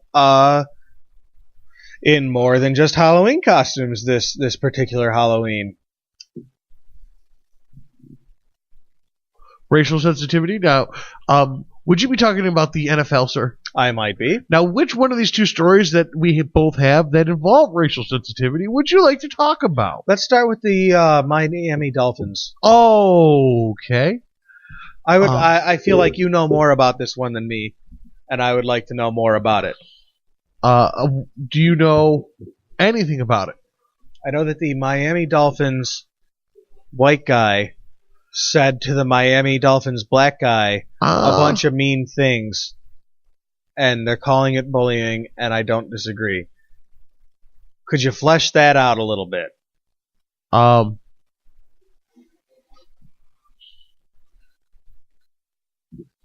I can. Incognito has been suspended. I know that. Okay, Richie Incognito, who is an offensive tackle for Miami Dolphins, has been suspended on accusations that he was the ringleader in a bullying attempt, a 2-year-long, 2 NFL seasons, which would be, I don't know, factoring in training camp, 21 weeks out of a 52-week year, so 2 years, 42 weeks out of 104 years. 104 weeks. 104 years. 104 weeks. This guy had to deal with. I mean, and listen, there was a disgusting voicemail left with some very racial slurs and insults and things that I don't really know the exact context of it, and I don't want to know. I know that it was inflammatory, and if somebody said those kind of things to me, I would say 4 times is too many. Huh? I would say 4 times is too many. 4 times? 4 times. First time, you let it go. It's like, he's drunk. Oh, okay, I get what you're saying. Second time, maybe you still let it go a little bit. Third time, you're like, all right, man, this is where I draw the line. One more time, and I'm saying something. Fourth time comes, hey, man, I don't really like the things you're sending to me. Okay. It's been 2 years now. Now the first year there's a rookie hazing period, and now he's got 2 years in it. Hazing is no place for racism. Bullying, yes. Racism, no. And then the straw that broke the camel's back was that offensive tackle Jonathan Martin sat down and was signaled over to sit down at the table with the rest of the offensive line. And when he sat down, the rest of them stood up and walked away with their food or whatever. Like it was the high school cafeteria. Wow. I mean, that's cruel. I mean, it's heartless. And like a 5-year-old, if a 5-year-old started crying when that happened to him, if a 10-year-old started crying when that happened to him, when a 14-year-old started crying when that happened to him. Okay. I could see where that would like really be crushing to your little ego before you have objective thought. Do you want to know what happened? Yes. Jonathan Martin smashed his food tray down and stomped his ass all the way to the mental health facility and checked himself in for being emotionally abused by a bully. Where did that shit go down? Miami, Florida.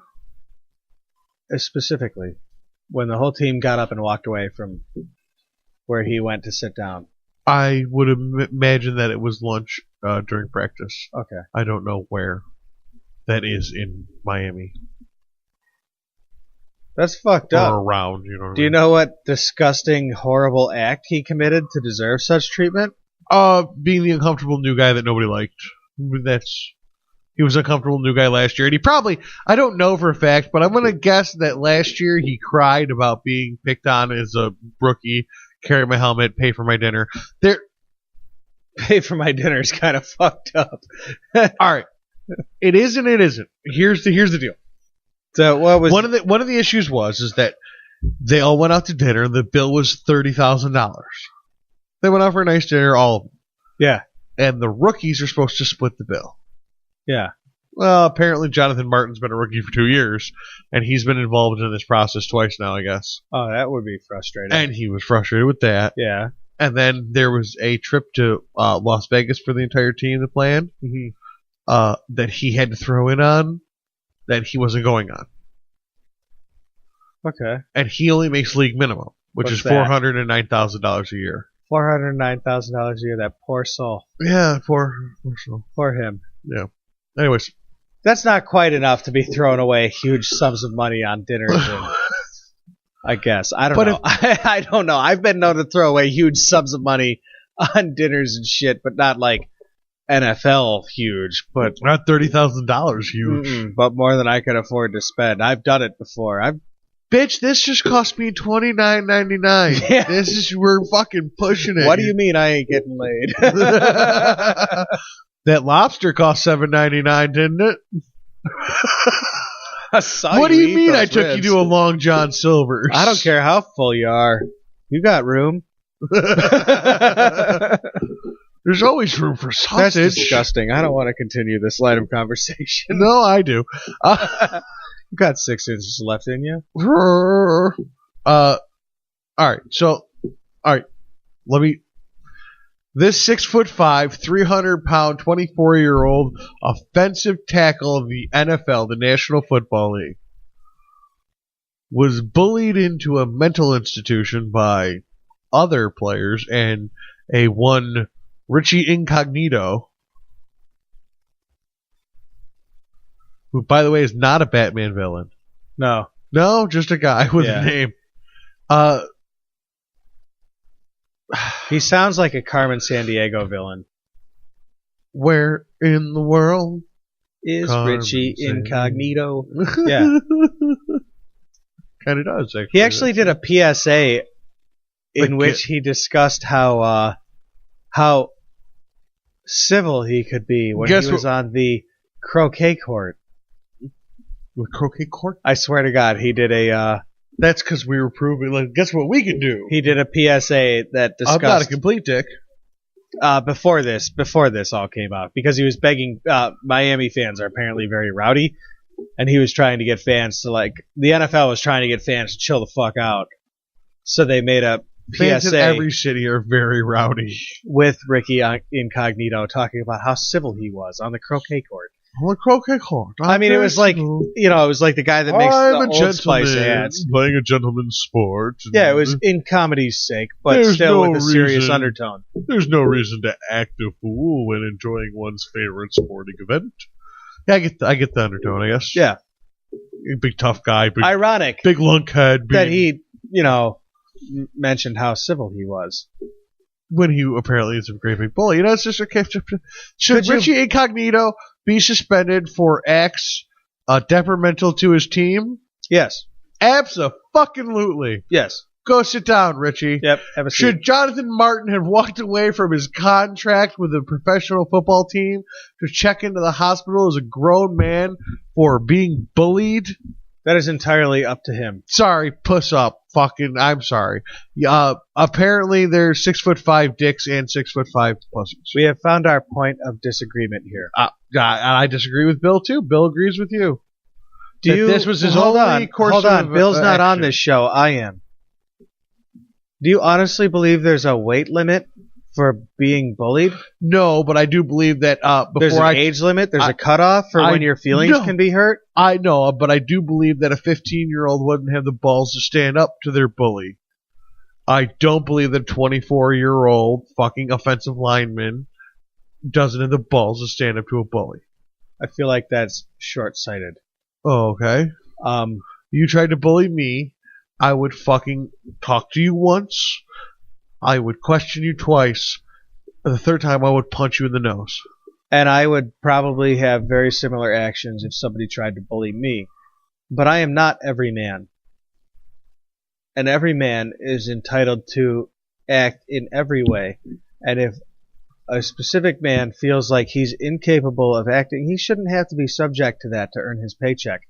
Now, if you wanted to talk about the size of his paycheck, we could have a whole different conversation there. Speaking of size of the paycheck, this right here says league minimum is $390,000. I don't care. Whatever. It doesn't matter. It could be $39,000. It could be $3,900. I don't care. He quit his job because he was being bullied. Effectively. Contracted, by the way. Contracted. Yeah. For huge sums of money. Quit his job because he was being bullied. Does he still get all that money?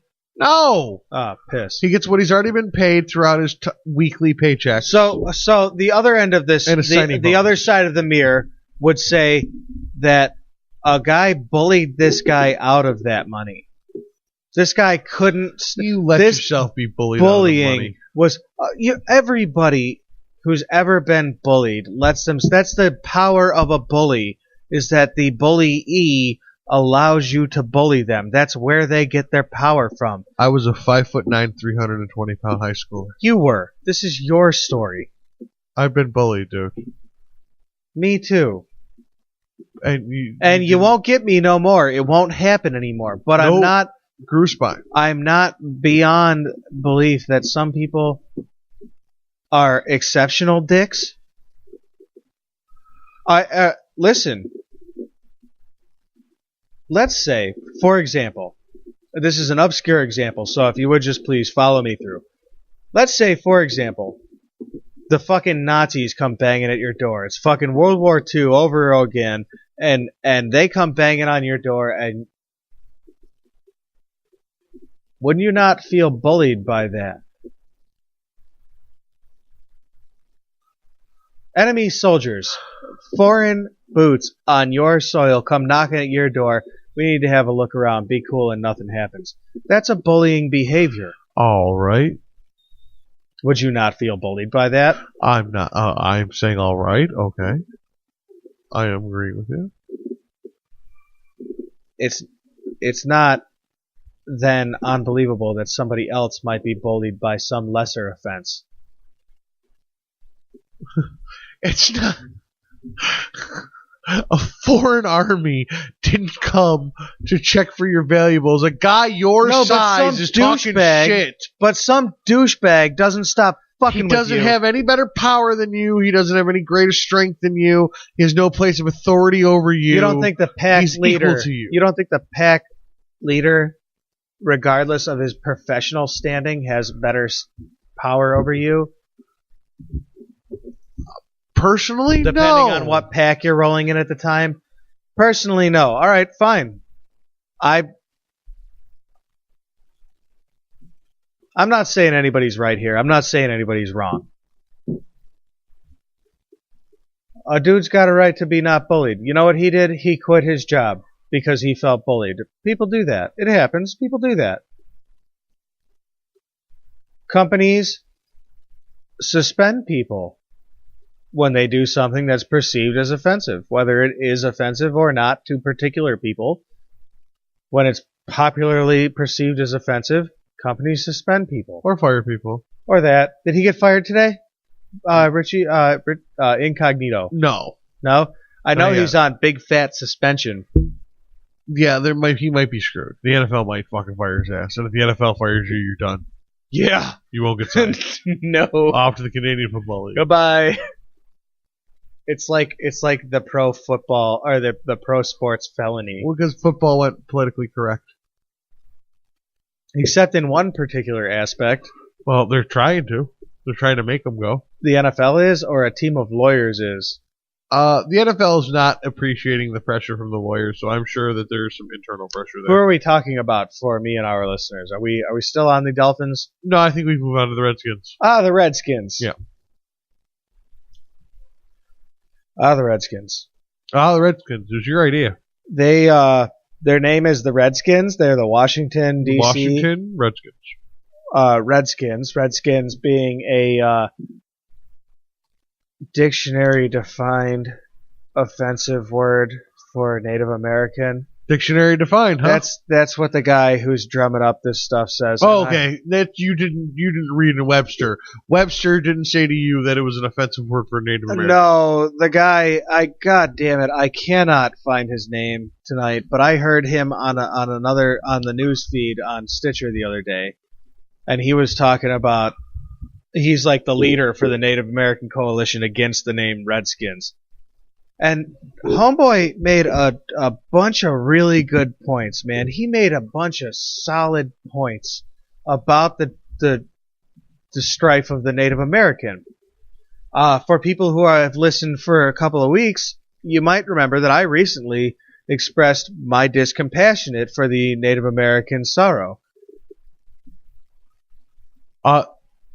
Merriam-Webster.com, Redskin, definition of Redskin, usually offensive used term for American Indian. I have a hard time buying that definition.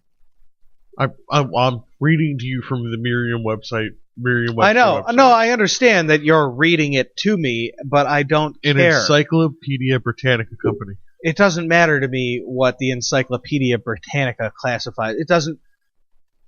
In this instance, I disagree. First known use of Redskin, 1699. Doesn't matter to anything we're saying, but I just had a fun fact I wanted to throw out. The origin of the word redskin is debated. Some scholars say that the word was coined by early settlers in reference to the skin tone of Native Americans. Words that are things that Hold are on complicated. Now. Smithsonian. It's a hard word to say. Yes, it is. Institution's senior linguist and curator emeritus Ives Goddard asserted that the actual origin of the word is benign and reflects more positive aspects of early relations between Native Americans and whites. Now, you might hear that statement and go, ha ha ha, early relations were disease. Anything but benign. But early relations were benign. They were very initially.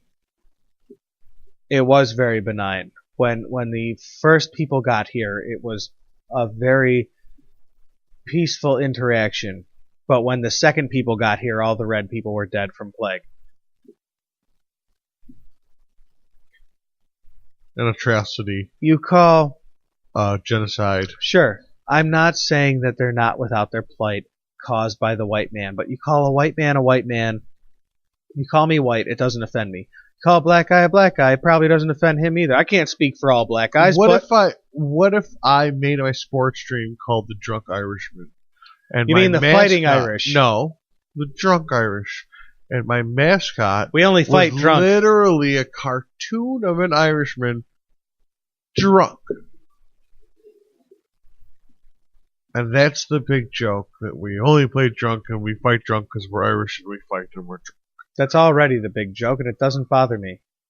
So if we had a sports team that did that, that wouldn't offend you. I think that I would be. I would like to point out. I would be lying if I said that it didn't cross my mind that I could be offended about that. Chief Wahoo of the Cleveland or the Chicago Indians. Chicago Indians? Chicago. No. Bears? No, baseball. Braves. Yeah, whatever it is. I don't know. Doesn't matter. I'll have to ask Coach Buck. He'll know. Cubs. No, it's the Chicago Cubs. Yeah, you said Chicago. Yeah, then I'm Cleveland Indians. Yeah.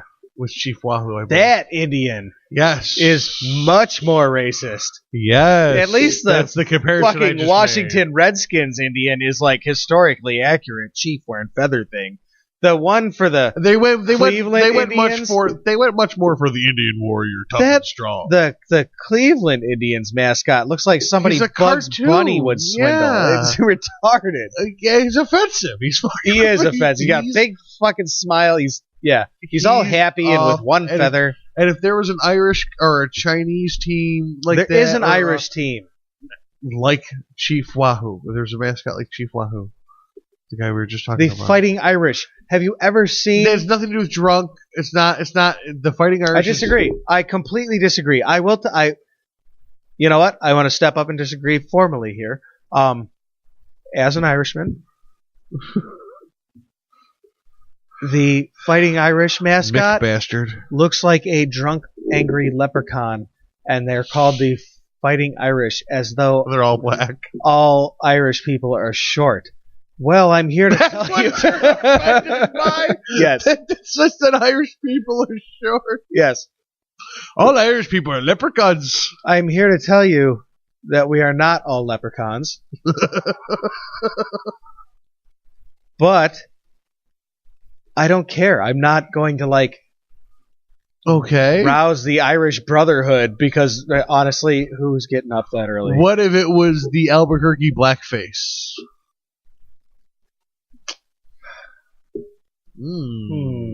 Not a black guy, white guy, black dressed up as a black guy in the most racial fucking way possible. Not the same. That's not what we're talking about. It's a hypothetical. We're talking about a red guy in red face. This is nothing. I don't see anything terribly wrong with this. I don't. I just do not. And there's no convincing me. All right. What about Albuquerque blackface black guys? They're already in blackface. It's not the white guy blackface idea that I had. It's just straight up black guys. You know what? Buy a team and call them that, and then we'll have this conversation. But until that happens, I want to talk about the Washington Redskins. Okay. The guy, God help me, I wish that I had written his name down. The Native American man who was leading up this anti-Washington Redskins thing talked about Chief, my bottom heard him by name. Yes, that guy. He said Native Americans have the lowest life expectancy, the lowest median income, the lowest standard of living, and the worst health care of any all Americans. Well, sir, I'm inclined to take you at your word there. But I don't have a problem. I don't really understand how getting the Washington Redskins to change their name is going to fix that. Off the Redskins thing, I gotta say, I'm like, it's still part of the conversation. When I go to the Indian reservation, I pass a sign that says, "Now leaving New York State, entering the Tonawanda Indian Reservation." At which point it becomes not your problem. In which it becomes not my country. Right. Americans? Of all Americans? So you're Americans. But the majority of your population doesn't live in the country? I'm sorry, I just have a problem. That's a silly statement. The hair that you're splitting is a good and thick hair. It's a silly statement. But moving on to the Washington Redskins, I say a private organization, they can do whatever the fuck they want. What you're saying about the sovereignty of Native American nations is a good and solid point. It doesn't really change the fact that, like, racism is racism, but this isn't racism. And this guy is drumming up this point, even if it is racism. This guy is drumming up this point like changing the name of the Washington Redskins is going to change the life of Native American children all over who suffer from a disadvantage based on the fact that they stay on these reservations. Now, I'm not saying that the reservations couldn't be better. I'm not saying they should leave the reservations. It's not what I'm saying. What I'm saying is take some personal responsibility for the suffering of your race today, because today is your chance to fix it. Stop bitching about what it always was. Stop bitching. You're fucking... All right. So when white man got here, the native man suffered greatly, and that is absolutely true. Oh, okay. And until today, there was nothing you could do about it. But today, you could stand up and do something about it. And for the guy raising this hubbub, for this organization raising this hubbub, this is how they're fighting that fight. You got the worst expectation for life. You got the worst healthcare. You got the worst education. You got the lowest incomes. And you have a problem with the Washington Redskins. You should have a problem with the way you're operating business in your society. Fair points. Not a way I thought of it. Not a way I have thought of it, but fair point. Fix your shit and then tell me why my shit's wrong. See, so you don't call yourself, you call yourself American, yet you're not part of the country. Argument wasn't off kilter. No, not terribly. Yeah, my education sucks and our healthcare sucks, but we don't pay taxes. Really? I'm not saying that the Washington Redskins thing isn't racist, but I don't care. Real quick, my view, real quick. Yes, I'm sorry, go ahead. Doesn't matter if it's racist or not. That's what the free market, and that's what the free market, whether you're capitalist, communist, socialist, whatever. Hey, you don't like it? That's the way it is. Don't watch the Redskins games. Bingo. Don't buy the merchandise. You know what you're going to miss out on? Don't buy the tickets. You're going to miss out on RG3 looking awesome. That's what you're going to miss out on. I mean, if you're offended, don't buy tickets. Don't buy merchandise. Don't buy NFL stuff. Encourage your friends. Right. not to do it. Tell them why. Oh, get out there and spread the word. But it's a private organization owned by an individual with their put up by their money. Now, stadiums and all that are aside. Mm-hmm. Teams are private organizations. They have the right to do as they please. Teach your kids the value of education. Instill in yourself the value of healthcare and the value of the elderly, so that when you yourself are elderly, you have good care and a long life. That's what you should be doing as a society. That's what all societies should be doing these days. Not picking nits over what NFL mascot is racist. That's absurd. What a waste of time. I mean, all right, he's drumming up knowledge, because until now I didn't know that the Native Americans had such low expectancy of all the things that I like. Uh-huh. I didn't know it. So he's drumming up awareness, but it pisses me off the way he's going about it. And it's not just one guy. It's a whole organization of Indians and Native Americans, and I hate not having I still names call them to hand. Indians. Me too. They're Indians. They're American Indians, and there's nothing wrong with that.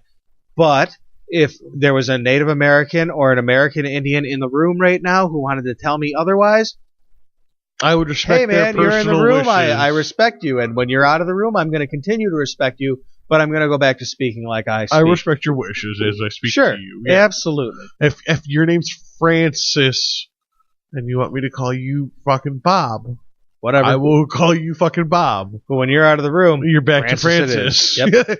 Instantly. So, why don't we give our folks a break? Why did I pick Francis? To consider what they want to call us when we're out of the room. I know that there's all sorts of dirty things they want to call us when we're outside of the room. Oh wait, we can't hear them. Nope, they can only hear us. us. To us as they hear us. It's a very one-sided form of communication. Yes, it is. Mm-hmm. All right. Well, thank you for joining us on AirWreckRadio. Are we coming back with anything interesting this week on the pod, or it's election night? Choose One your of own those adventure. two things. We'll if figure you like it out. This week on the pod, turn to page 21. If you like it's election night, 72 it is. We have that's a lot of pages between one and the other. I was going to go 26. Yeah. Okay. I was kind of going for the joke. Go to break. Thank you for joining us on AirWreckRadio. I was the son of a preacher in England, a tiny little island that couldn't hold me. And although my father prayed every Sunday, I knew that someday a pirate I'd be. Hi-diddle-dum-di-diddle-dum, shiver me timbers. Hi-diddle-dum-di with a bottle of rum. How does a young man become a pirate? How does a youth make a brave buccaneer? Does he sign aboard one of His Majesty's finest, or travel the seas on a sleek privateer? No, he must find a sloop, a right square rigger, with 6 guns on the top deck and 1,000 rats below, with 20 of the scurviest rascals the devil had kicked out of Hades to suffer above.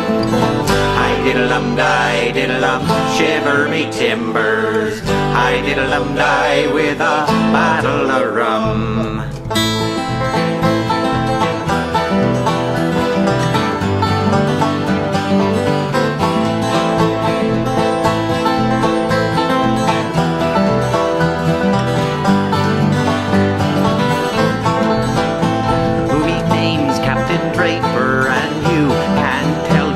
Coat that I wear with the silver buttons.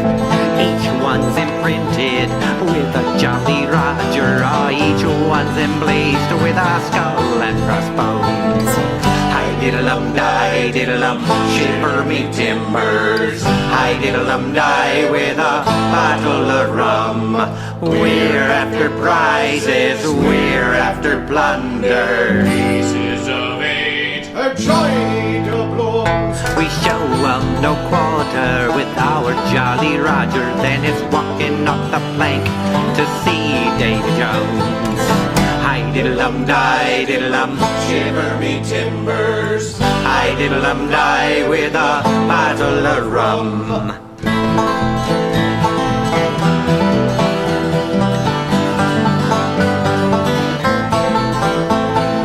I don't be caring what you think of pirates. If it's true, weave your hopes that it's true. We'll be free. All that I know is the life I have chosen, and I tell you, matey, a pirate I be. I-diddle-dum-die, diddle-dum, shiver me timbers. I-diddle-dum-die with a bottle of rum. I-diddle-dum-die, diddle-dum, shiver me timbers. I-diddle-dum-die with a bottle of rum. Hey everybody, it's Ryan Schofield, host of the SCO Zone. If you like sports and you hate politically correct sports radio shows, you might want to check out the SCO Zone, available on rocpodcast.com. It's sports from the degenerate's perspective. We bet you'll love it. No, seriously, I'll bet you.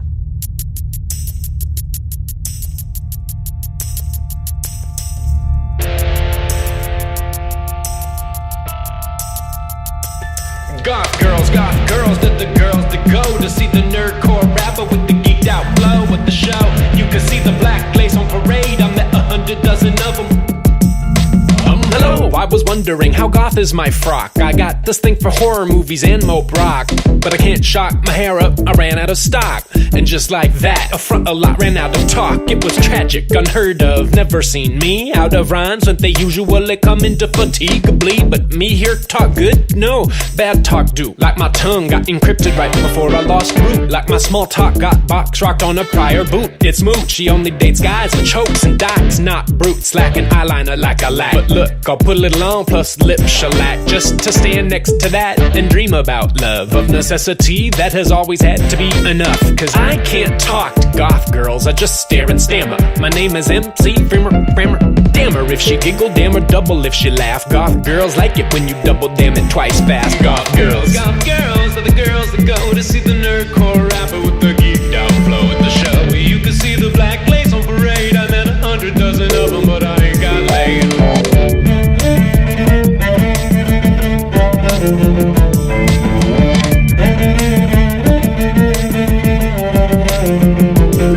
Got shunned by her at the Rocky Horror premiere. She steered clear of the nerd crowd, but I heard loud in my ear the disdain that she held for my type. Always geeking on the Computron, I get hype on the stage. She might notice me then and observe that I'm ironically hip in some flip universe. And her purse in patent leather held in fishnet glove could think contain MP3 player with the front filled up. Her name is Nightshade, yo don't call her cherry tomato. She look like Paisley Tinkle but poisonous like torpedo. She says her hair got attacked cause it's black and it's blue. She got the Johnny the homicidal maniac tattoo. Legs deep in the boots all up on the heels. Yes, the kind to make a certain type of fetish squeal. The ordeal I endure this close to her splendor, besieged by my shyness, tried this. I surrender and render my intentions in the usual way. Home alone, suicide girls up on the cathode ray. Goth girls are the girls that go to see the nerdcore rapper with the geeked out flow at the show. You can see the black lace on parade, I met 100 dozen of them, but I ain't got laid.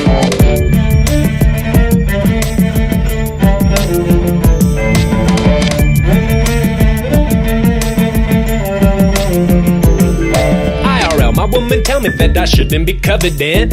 I tell her, yo, you better get in a covenant. It's like, eek, I get to sleep on the couch for a week, all watching old Elvira videos on TV. Yeah, he, laugh it up. You don't live like I do, at the mercy of any sister with wrist scars and black eye glue. I've tried to get into cheerleaders and failed. Banana, repugnant, and tan. So bland and so stale. Fill myself with a local cafe, like a clover. Thumb through Camus in French, which I can't read, but so what? I think the goth could flower in nerdcore's embrace. I mean, I converted Edward Gorey's lettering into a typeface. Befriended vampires on LJ and MySpace. Even put that spooky echo filter on the bass. But I can't talk to goth girls, I just stare and stammer. My name is MC Frammer. Damn her if she giggle, damn her double if she laugh. Goth girls like it when you double damn it twice fast. Goth girls are the girls that go to see the nerdcore rapper with the geeked out flow at the show. You can see the black lace on parade, I met 100 dozen of them, but I ain't got laid. Goth girls are the girls that got their soul stuck somewhere between the kettle and pot. Brought a lot, been enamored of them since I was young, met 100 dozen of them. All right, folks, welcome back. This show got a little out from under us. Fucking you're right, dude. Apparently, it's been our 2-hour block. We've had one break. And we haven't stuffed any music into this one yet. No, we've had one break. Sorry about anybody that wanted to hear about the elections. I suggest you listen. We know what we'll do. Instead of doing an election break this week, and instead of doing a new on the pod this week, what we can do is we'll do election results next week, because that's going to be important information, right? Sure. And then we'll just do a new on the pod next week. We'll use the canned audio we have for this week. Oh, there you go. Enjoy some previously recorded audio. There we or go. The on the pod, or if you've already enjoyed it, I hope you already enjoyed it. And then we'll see what happens next week for next week on AirWreck Radio. I like your idea. We'll figure it out. But what if the world explodes? I mean, we're certainly going to want to talk about that if it happens. So, here's some previously recorded banter about podcasts that we like. No, I'm all about you through. I love it. What? Now that we got through them, I got a question for you. That we're on the podcast. Fire away. Besides AirWreck, what was the podcast that sucked you in? That was the one that I enjoy podcasts. Me personally? Yeah, you personally. It's a toss-up. Between the Smodcast. Yeah, Smodcast. And but not like the Smodcast Network, like the Smodcast. Yeah. And Joe Rogan Experience. And here's it. Today, if you asked me, if like I had just gotten into it today, it would be hands down, it would be Rogan. But when I started listening to podcasts, Smodcast was on a really good run of Scott Mosier. And he's a funny dude. Him and Kevin are funny people. They together. really are. That's funny. That's hilarious to me because I'm the same answer in reverse. Oh, really? Rogan, then Smodcast. Absolutely. Rogan was the first podcast I ever heard that I was like, wow, this is great. I got to hear more. I always thought Joe Rogan was just kind of a dumbass, man. But like his podcast really... the dude's not like, all right. He's no more dumbass, but he's no more dumbass than the rest of us. Right. He's everyman dumbass, but like that means his dumbass is like maybe 1/20th of his personality, maybe. Dude says a lot of smart things. He says a lot of smart things I don't agree with. Mm-hmm. He says a lot of smart things I do agree with. But whenever he says something, he justifies it, and I gotta give weight to somebody who can intelligently justify to me things I don't agree with. And I can still feel free to disagree with him. And I don't feel intimidated that I'm going to be made to think I'm stupid for disagreeing with him. He's just very open-minded about things, even though like there's some things that he's like a little meatheady on. Yeah, that's what it is too. It's not like he's closed-minded on him. He's just a little meatheady. Yeah, he knows he's a private man. He knows he's a gorilla. Yeah. He knows it. Real quick, because what you just said is absolutely you could equate to the next show I want to bring up real quick. But fucking while we're at it, 3 out of 3 on Rogan. What's your score? 3 out of 3? Definitely. I mean, we're talking about the megas. This guy's a professional. We're talking about the ultimate. Yeah. And Smodcast, perfect 3 out of 3, I assume. 2.5? I guess I got to give it a 3 because I certainly tell everybody to listen to at least one Smodcast. Oh, gotta check out Smodcast. If you ever liked the Kevin Smith film, you gotta check out Smodcast. I could say that what you just said about Rogan, I could say about Brian Callen. The Brian Callen show. We bring it up from time to time. I see. Okay. I wanted to talk about that real quick. Uh-huh. Because I know we've talked about it before. Say this segment.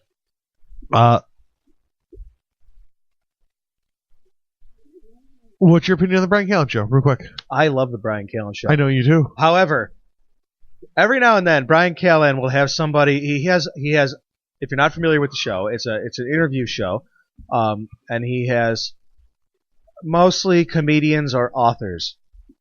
A lot of authors.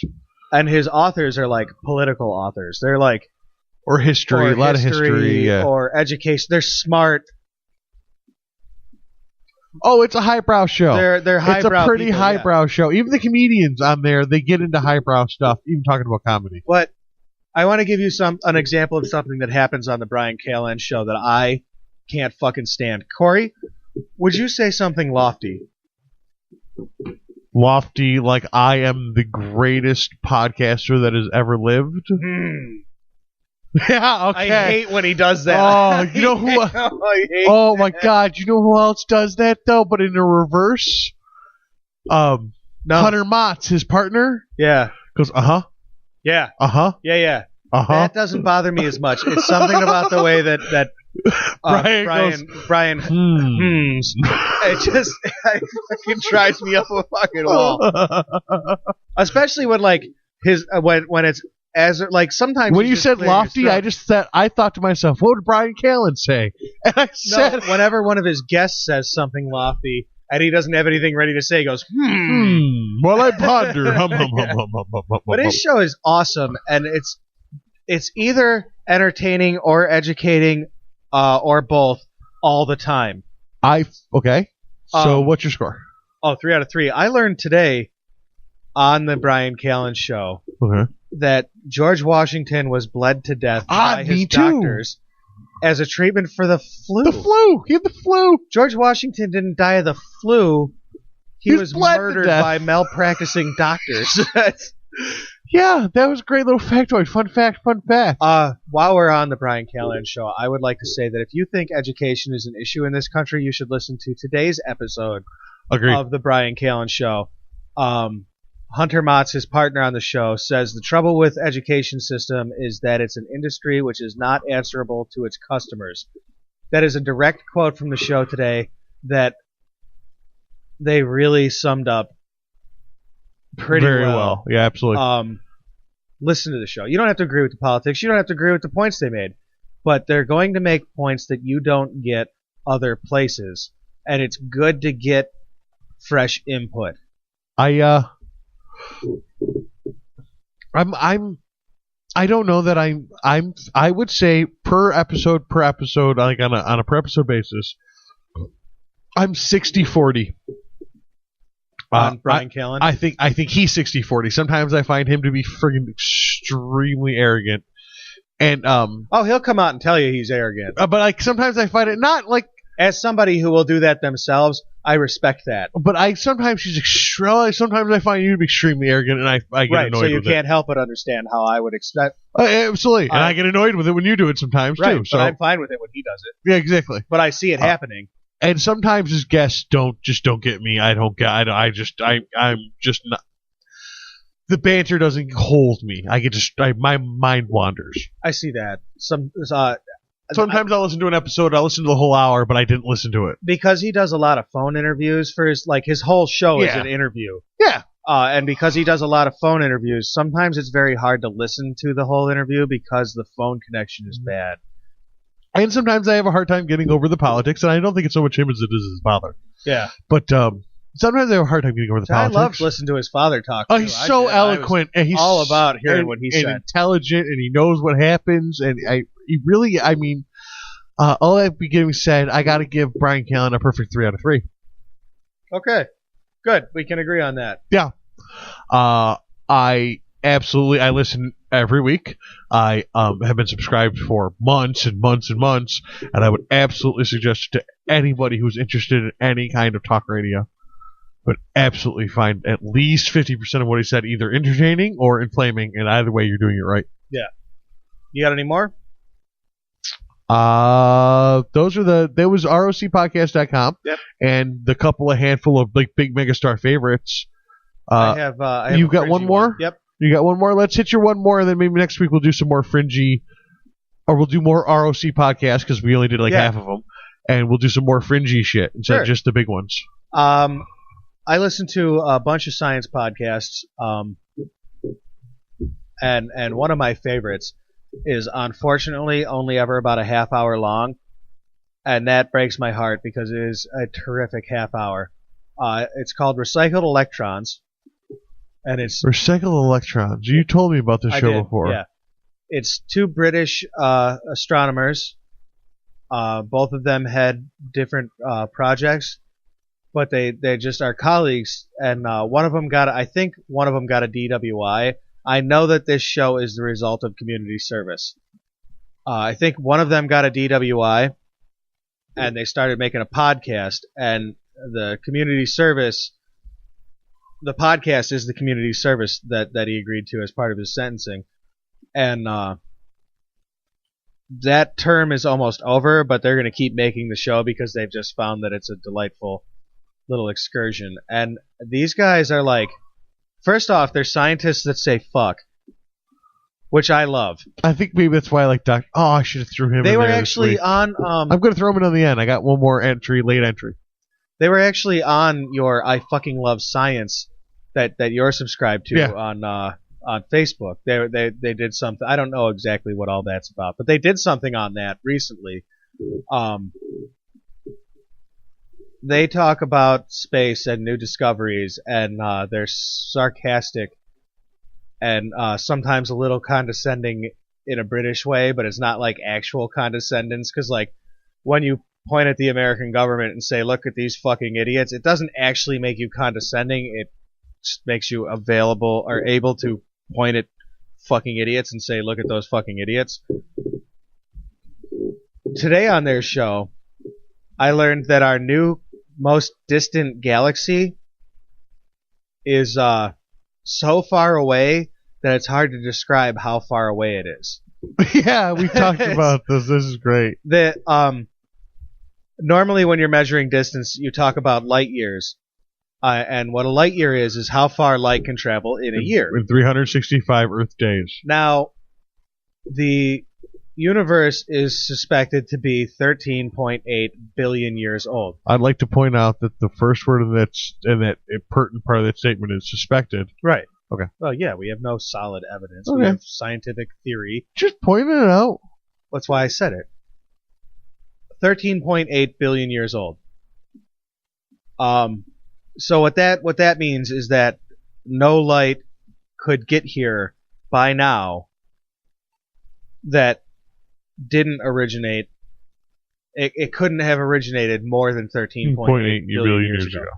This planet is 30 billion light years away. From Earth? From Earth. Oh, okay. So 30 billion light years is obviously more than 13.8 billion light years. Yeah. How could it have gotten here? And it's because it formed so soon after the Big Bang, 700 million years, that its light didn't have to travel that far because the universe is farther apart now than it was.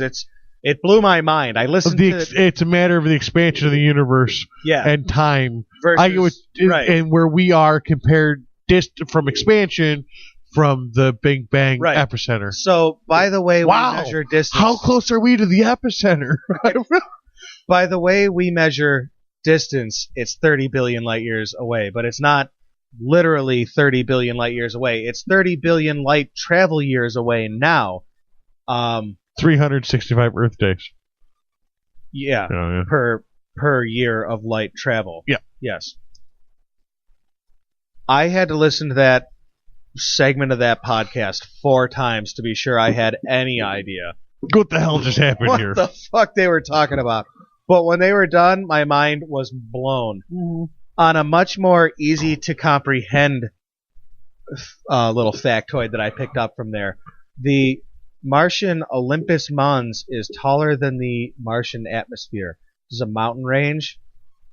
It peaks out above the atmosphere? Out of the atmosphere. Wow! Talk about thin air. To put that, no shit. You could climb a mountain and float away in space. That's not true. It's the atmosphere, not gravity. But still, I get your point. You couldn't do that on Earth. You couldn't do it without a oxygen tank.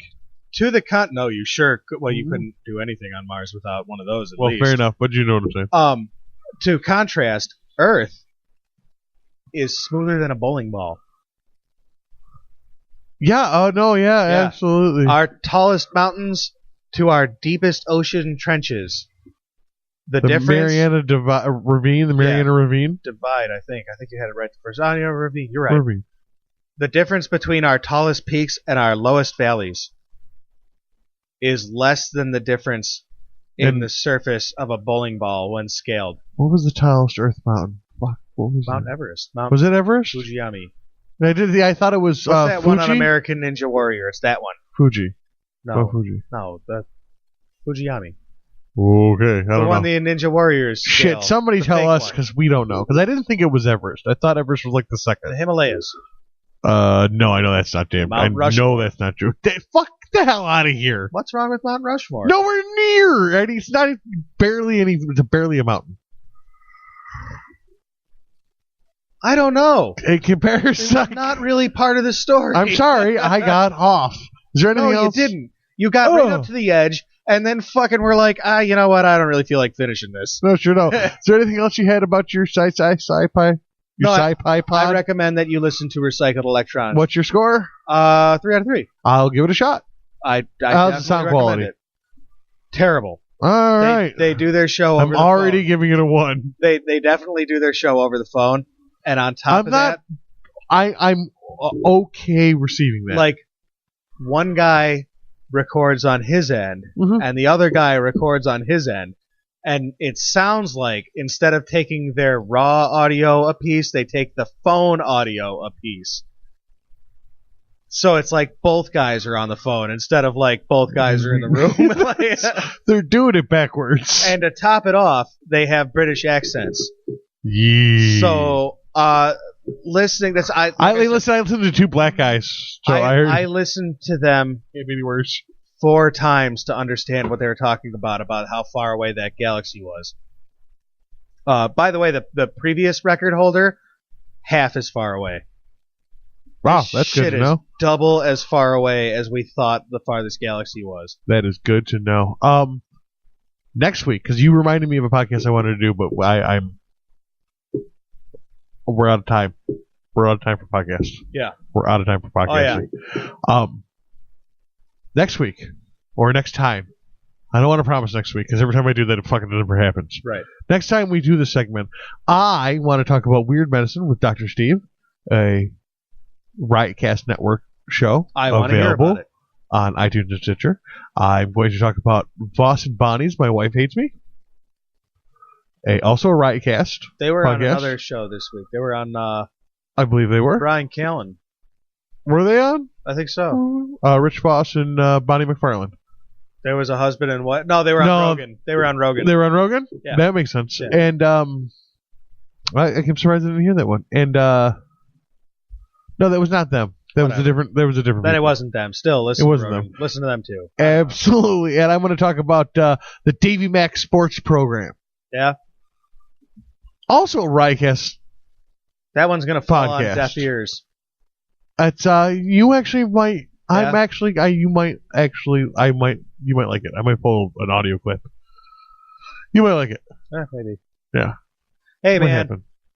I like a lot of things that I'd never try. Exactly. I just don't know it yet. There you go. Yeah. So I think that wraps up this week on the pod. On the pod? In the pod? I don't know. We'll figure that out. This week on the pod. Pod talk. So, folks, that was last week on the pod. A part of it. Yeah. There was a B-roll from last week on the pod. Thank you so much for joining us for AirWreck Radio. Please follow us on Twitter at AWR Stace Ghost, at CW Payne, at AirWreck Radio. That's really the important one that we really need. Come take our money. Send us rare audio from AirWreck Radio. And don't forget to check us out at rocpodcast.com. Our dear friends, how could we forget? Don't forget to check out our friends at Second Prince Podcast. I know that we didn't talk about it at all this week. This week's episode of their show was hilarious. If you have just a very glancing interest in sci-fi and comic books, check out this week's show.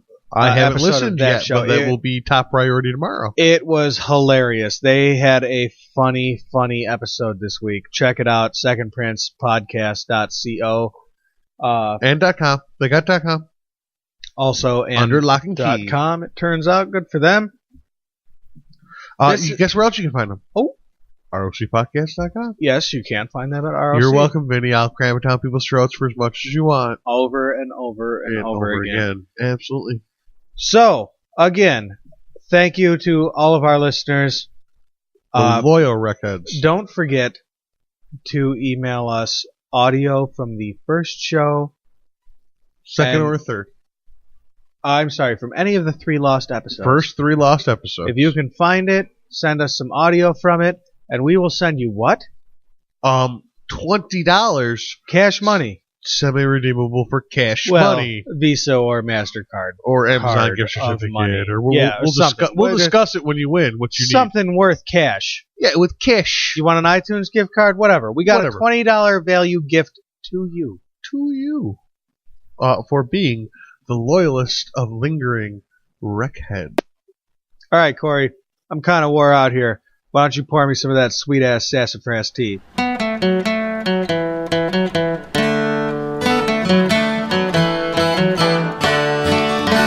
It's late in the afternoon, the sun rising high. There's nothing to do around here, and if there was, well, I wouldn't try. Taking my comforts, taking good care of me. Sitting down in my easy chair, taking a sip of my sassafras tea. Now wouldn't you know it, there goes the phone again. It's probably just another wrong number, but someone tried to sell me something I can't even see. Well, I got the solution, how to deal with this insanity. Just sit down in my easy chair and take a big sip of my sassafras tea. I'd like to extend a very special thanks to Kevin McLeod, Incompetech.com, freesounds.org, Audacity Software, GIMP graphic editors, all our band friends, our guests tonight, my dear friend Stacy, and all you, our loyal listeners. It's getting near evening, the sun going down. I guess I should shake a leg, climb in my car and roll downtown. Check out the city lights, all decked out in a tux and a tie. But I'm sitting in my easy chair, taking a sip of my sassafras tea. Now wouldn't you know it, oh, here come my neighbor Jim. He got the willies and the worries on his mind, and the weight of the world putting pressure on his spine. Well, I got the solution,